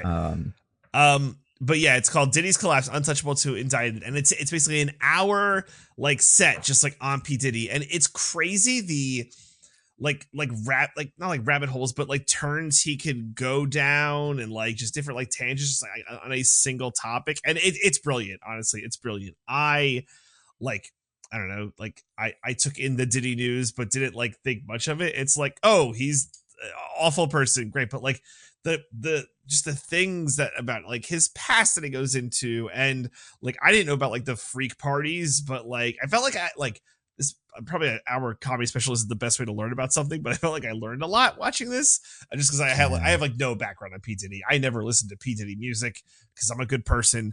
But you know, missed out. I guess so. But you listened to music produced by P. Diddy for sure. Probably. Yeah. Big but that. Yeah, it was just like a fascinating special. So yeah, it's on YouTube. It's Josh Johnson. It's called Diddy's Collapse, Untouchable to Indicted, and I very much enjoyed it, and think it's an hour well spent. It's a good, it's a nice little a dose of comedy, exclusively on P. Diddy, which I guess results may vary, but I think for someone me, again, no background, I thought it was great. So it's just my thoughts. Diggins, what do you have to recommend to the fine folks? Well, I watched a little movie recently that I think Nando might also be wrecking, much like last time I wrecked something Nando was also wrecking. That's right. It's a movie called The Substance, which is a movie starring Demi Moore about a Hollywood star who the day she turns 50 is immediately dumped by like her job and like can't get work anymore, which if you're like that's a little on the nose, then oh boy. The movie is, it's hard for me to say whether this movie or Megalopolis is the least subtle movie I've ever seen in my life. But yeah, they're tied. However, that being said, The Substance is a good movie, unlike Megalopolis. Yeah. It's like really going for that lack of subtlety, where it's sort of just trying to like hit you over the head with the idea of how women, well, in society in general and in the entertainment industry in particular, their bodies and lives get devalued as soon as they, reach a certain age or a point of, I don't even want to say unattractiveness, because I mean, Demi Moore is a very attractive woman, well into her 50s. I mean, as we've talked about on this podcast, we're not the best judges of that. DJ thinks Megan Fox has toe thumbs, and that makes people her, have said that. That's not a thing that I. She should get substance for her toe thumbs, then she'd be perfect. That's all right. You said that on the show. But a certain level of no longer the most idealized standard of beauty, let's say. And so she ends up taking this substance called The Substance. The movie goes like really far with that. At one point, there's a talk show called The Show. Oh my God. Yeah. The Big Show. And then like, it's crazy. Well, no, that you're thinking of what she does near the end is The Big Show, but then she's on a talk show at one point. Oh, we see. Yeah. And if you look at his, like the cards that he's holding, the talk show is just called The Show. Ah, yeah. That's funny. Which I think is kind of funny that they are so purposefully vague about things like that. But anyway, yeah, she takes this substance that is supposed to create a more idealized version of herself that she has to like share time with. They sort of like switch off who gets to exist at any given moment. I'm sorry, Diggins. Can you read that in some sort of wonderful monotone to me, like a scary computer man voice? Because that's how I like to hear about my substances. The substance. Remember, you are one. Ooh, it's good advice. Yeah, no, it's this. I think I didn't like it quite as much as Nando, but I still think it's a really good movie. I think there are times where its unsubtlety was started to grate on me a little, where I was like, okay, I get it. Men are misogynist and women's bodies are devalued, which creates all sorts of self-hatred issues. But then there are other times where it pushes its metaphors so far in like expressing that one idea that it like kind of like circles back around to being like fascinating. And of course it's a don't go to this movie if you don't like body horror. Yeah. Let me say that up front. There is a lot of very gnarly body horror that I think they did. I wouldn't say entirely, but like a lot of practical effects to make it like happen, which look. I can't wait to watch like some sort of after, making of for some of that stuff. Cause insane. Yeah. How good it looks. So that should still be in theaters for now, but I think it's distributed by Mubi. So it'll be on their streaming service. If it's not already on the streaming service, it will be soon. But yeah, so that's The Substance. What about you, Nando? Anything to recommend? Definitely The Substance. Loved it. I do. Yeah, I think I came in, slightly hotter, like we were saying on the whole thing. I do think I just loved. I think that one of the things that we were talking about before that, like, I think you could maybe think about your tolerance in terms of will you be incredibly annoyed with, or do you want a spin-off movie for Dennis Quaid's character? And I want a spin-off movie just seeing what he does every day because it's a fantastic, weird performance. And I don't have any fondness for him generally, but crazy. I desperately want to meet his character's wife. Yeah, he loves her. She's so great. It's so funny. But yeah, I think the movie's great. I haven't watched it. So the other movie I think that person's famous for is Revenge. Have we talked about this? I don't think so. Okay. I have to watch this now because that is, their other big movie. The person's name is Coraline Farragut. I'm sure we'll hear that more, in like award season or people talking about it. But they've done, it looks like they did one of the episodes of The Sandman. That's cool. Show that probably not going to really think about as much now for reason, but before that they did Revenge in 2017, writer, director, all that stuff. So that's the thing with Megalopolis. It's like you could watch Megalopolis if you want, but you gotta at least watch this or something else, because like this is what Megalopolis thinks it is, at least in terms of being like a vision of a one person who's just a weirdo and going at it and saying things. And I not hate body horror. Some of it was like that kind of look away from it body horror. But when it circles back around to being like so insane that it's like not that real, I love that. I thought that was great. The other thing I'm going to recommend is something I forgot to recommend last week. As I also, like DJ, I've gone down a lot of YouTube rabbit holes. I do watch Josh Johnson and like him. And I've seen a lot of comedians. I don't know, maybe it's just because I've started watching him and a couple of others that I've seen on what's it called, After Midnight. Like I've seen a lot of different stand-up specials, because what comedians do is just upload entire hour-long specials straight to YouTube. Like I imagine they try to sell them to Netflix or something. But so I've seen a bunch of these, but this is not one of those, because one of the other YouTube rabbit holes I went down led me to a video that, to be fair, I think I found on Reddit, called Thermoelectric Cooling. It's Not Great. This came out on the 22nd of September and currently has 2 million views. So there's a good chance you maybe have heard of it. Have either guys heard of this? No. I mean, I've heard of thermoelectric cooling. So yeah, it's by this guy named Technology Connections is the name of the YouTube channel. And he makes videos about like how coffee makers work and how those things that slow the door down work, and like stuff like that.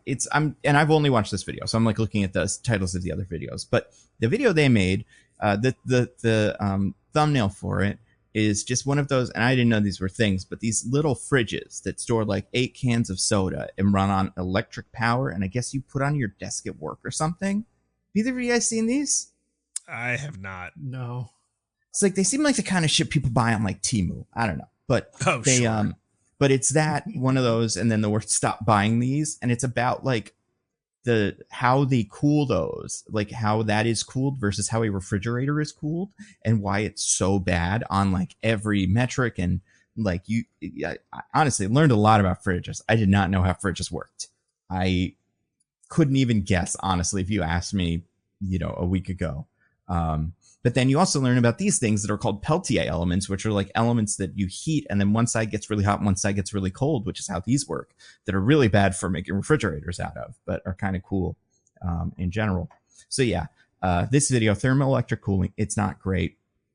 On Technology Connections YouTube channel, I found this quite interesting, and it's a 30-minute long video, but like, and I think if you start watching it, you'll be like, what's the deal with this? But it's just, it really, I don't know, it really hooks you. Very, very effective video.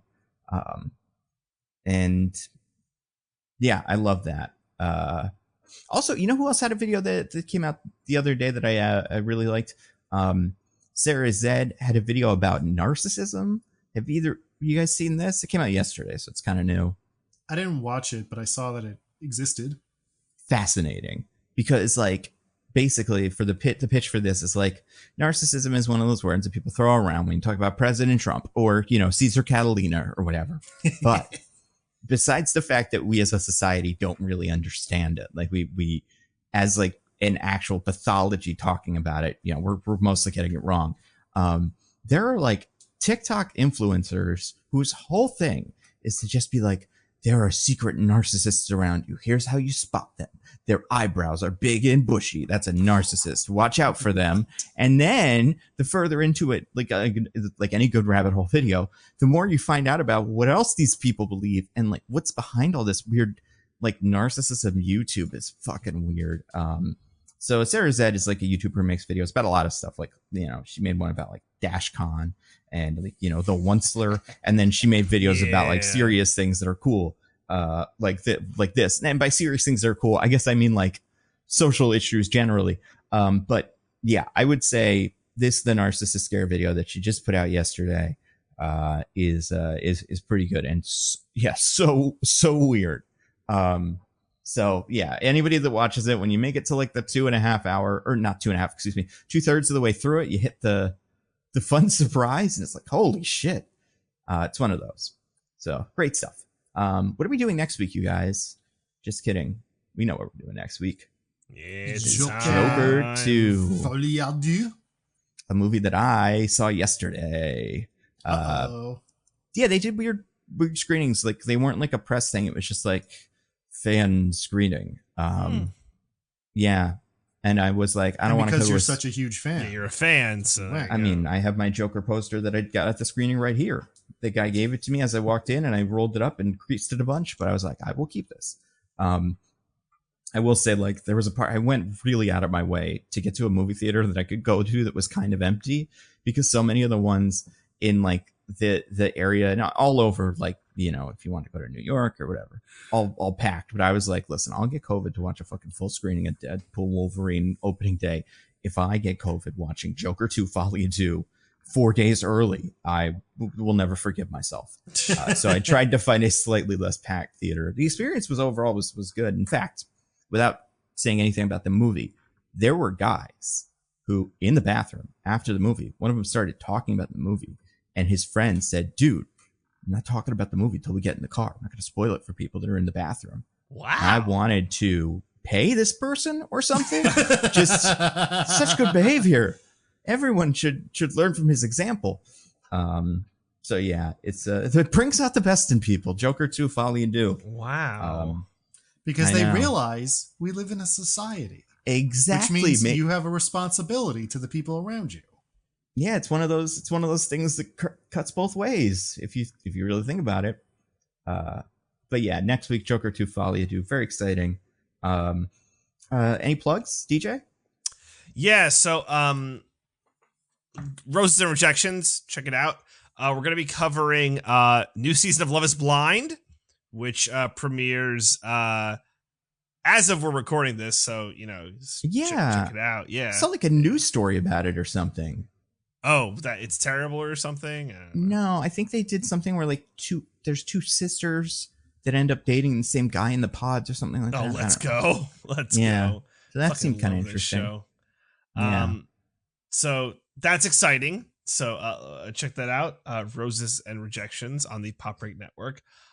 Also, want to give a little shout out. Our Eliminator Challenge is still going on. Football is a crazy sport, and a lot of people got eliminated early. We are down to 2 people in our Eliminator Challenge. Wow. We are down to Cole's Picks versus Swordfish. Nice. So, hell yeah! Wait, is Swordfish like a movie that? Oh yeah. Swordfish is an experience, DJ. We've referenced it once or twice on the show, but it's a. I think I said in a podcast semi-recently that Swordfish would be a fun movie to do. So is this like what we should be rooting for?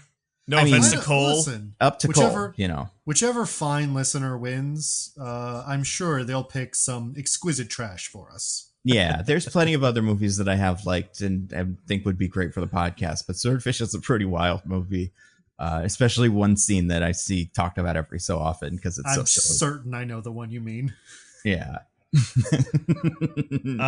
Yeah. Well, best of luck to both of them. It's head to head now, which is just crazy. Yeah. I don't know if it's ever been over this early. I mean, the 2 of them could go on for 10 more weeks, but to be down to 2 in week 5 is pretty incredible. It's been a wild. It really is. I went out in week 3. Me too. I think we both both go out in the 49ers? I said Buccaneers. I really thought they would beat the Broncos, but that didn't pan out. So whatever. We'll keep you guys updated, and we'll also keep you guys updated on the Movie Fantasy League. Very excited for everyone who's in that. It's gonna be something. Definitely closed. Signups are definitely closed by the time you're listening to this. Yeah, for sure. And I hope maybe next week we'll talk about our picks. Yes. And I tried to put it in the Discord as reminders, and so happy for everyone who signed up. I will say, guys, that so Michelle did enter, and her goal isn't to win. She just wants to beat the 3 of us so she can rub it in our faces. So I like it. She's just out for blood. Might involve winning. Nando won last year. I know. That's true. Yeah. So maybe she will win the whole thing. We'll see. But yes, best of luck to everyone in our various contests. Diggins, do you have anything to plug? I was going to talk about the Movies Fantasy League, but you already did. So well, give me your thoughts. I don't know. Well, there's no thoughts. Just it's signups probably closed, but best of luck. All right. Nando, do you have anything to plug? Just videos and stuff. I have a Joker video coming out of like what happened in Joker and stuff and why it's insane. Not like what happened in it. Well, you know what? Actually, I have a video coming out that's my non-spoiler review. I want to put out a spoiler review that I have also recorded. I'm probably going to wait till the weekend for that. Not because like you would be spoiled. Like people won't be like, oh, I have to watch it now. I have to be spoiled by Joker. But like, I want to give people a little bit of time. It's and it's not a movie that's like super, Iron Man doesn't come back to life in it or anything. But like there's certain bits where you can't really talk about it in a review, but you should be able to without going over all the plot points. Like when Batman shows up and Joker kisses him. Because he's an alpha male and he's like, I want to fuck this guy. That's the only thing I approve of his power, me, Joker. Exactly. Yeah, listen, there is some weird stuff in this movie, and I can't wait to talk about it next week. So yeah, that'll be out. Like those will come out eventually. New Marvel Snap videos. I'll have one on Scream out soon. Agent Venom one's out. And then videos. Like I think my God, what's the name of that movie? The Zatanna Needs a Show video will probably come out on YouTube soon, which means on Nebula, my Blade pitch for like what a Blade movie could be, which I love, will probably be out next. So that'll be fun. And then, so that's that. Who knows? Probably some Agatha stuff. I've been talking about Agatha's. That's been going. So some Penguin stuff, maybe. I haven't been doing like Penguin break. I did like a first episode Penguin breakdown, but honestly, with the rest of it, I just kind of want to go. This is good. Like like I like them. I liked her. But it's hard to like make a video about that, But like with Agatha, it's like, ooh, this is a little mystery they're setting up, and ooh, look at that costumes, probably because of this. But with Penguin, it's like, that's an Italian name. That guy might be in the comics, or maybe he's not. Who knows? Even if he is, guess what? He's an Italian guy in that too. But like, yeah, there's not a whole lot of context to give. So yeah, look for all those and stuff. Next week, Joker 2, Folly Do. Until then, I've been at Nando Movies on Twitter. I'm at Zippy by Day. I'm at This Is an Odd Name. Goodbye, everybody. Goodbye. Woo, see ya.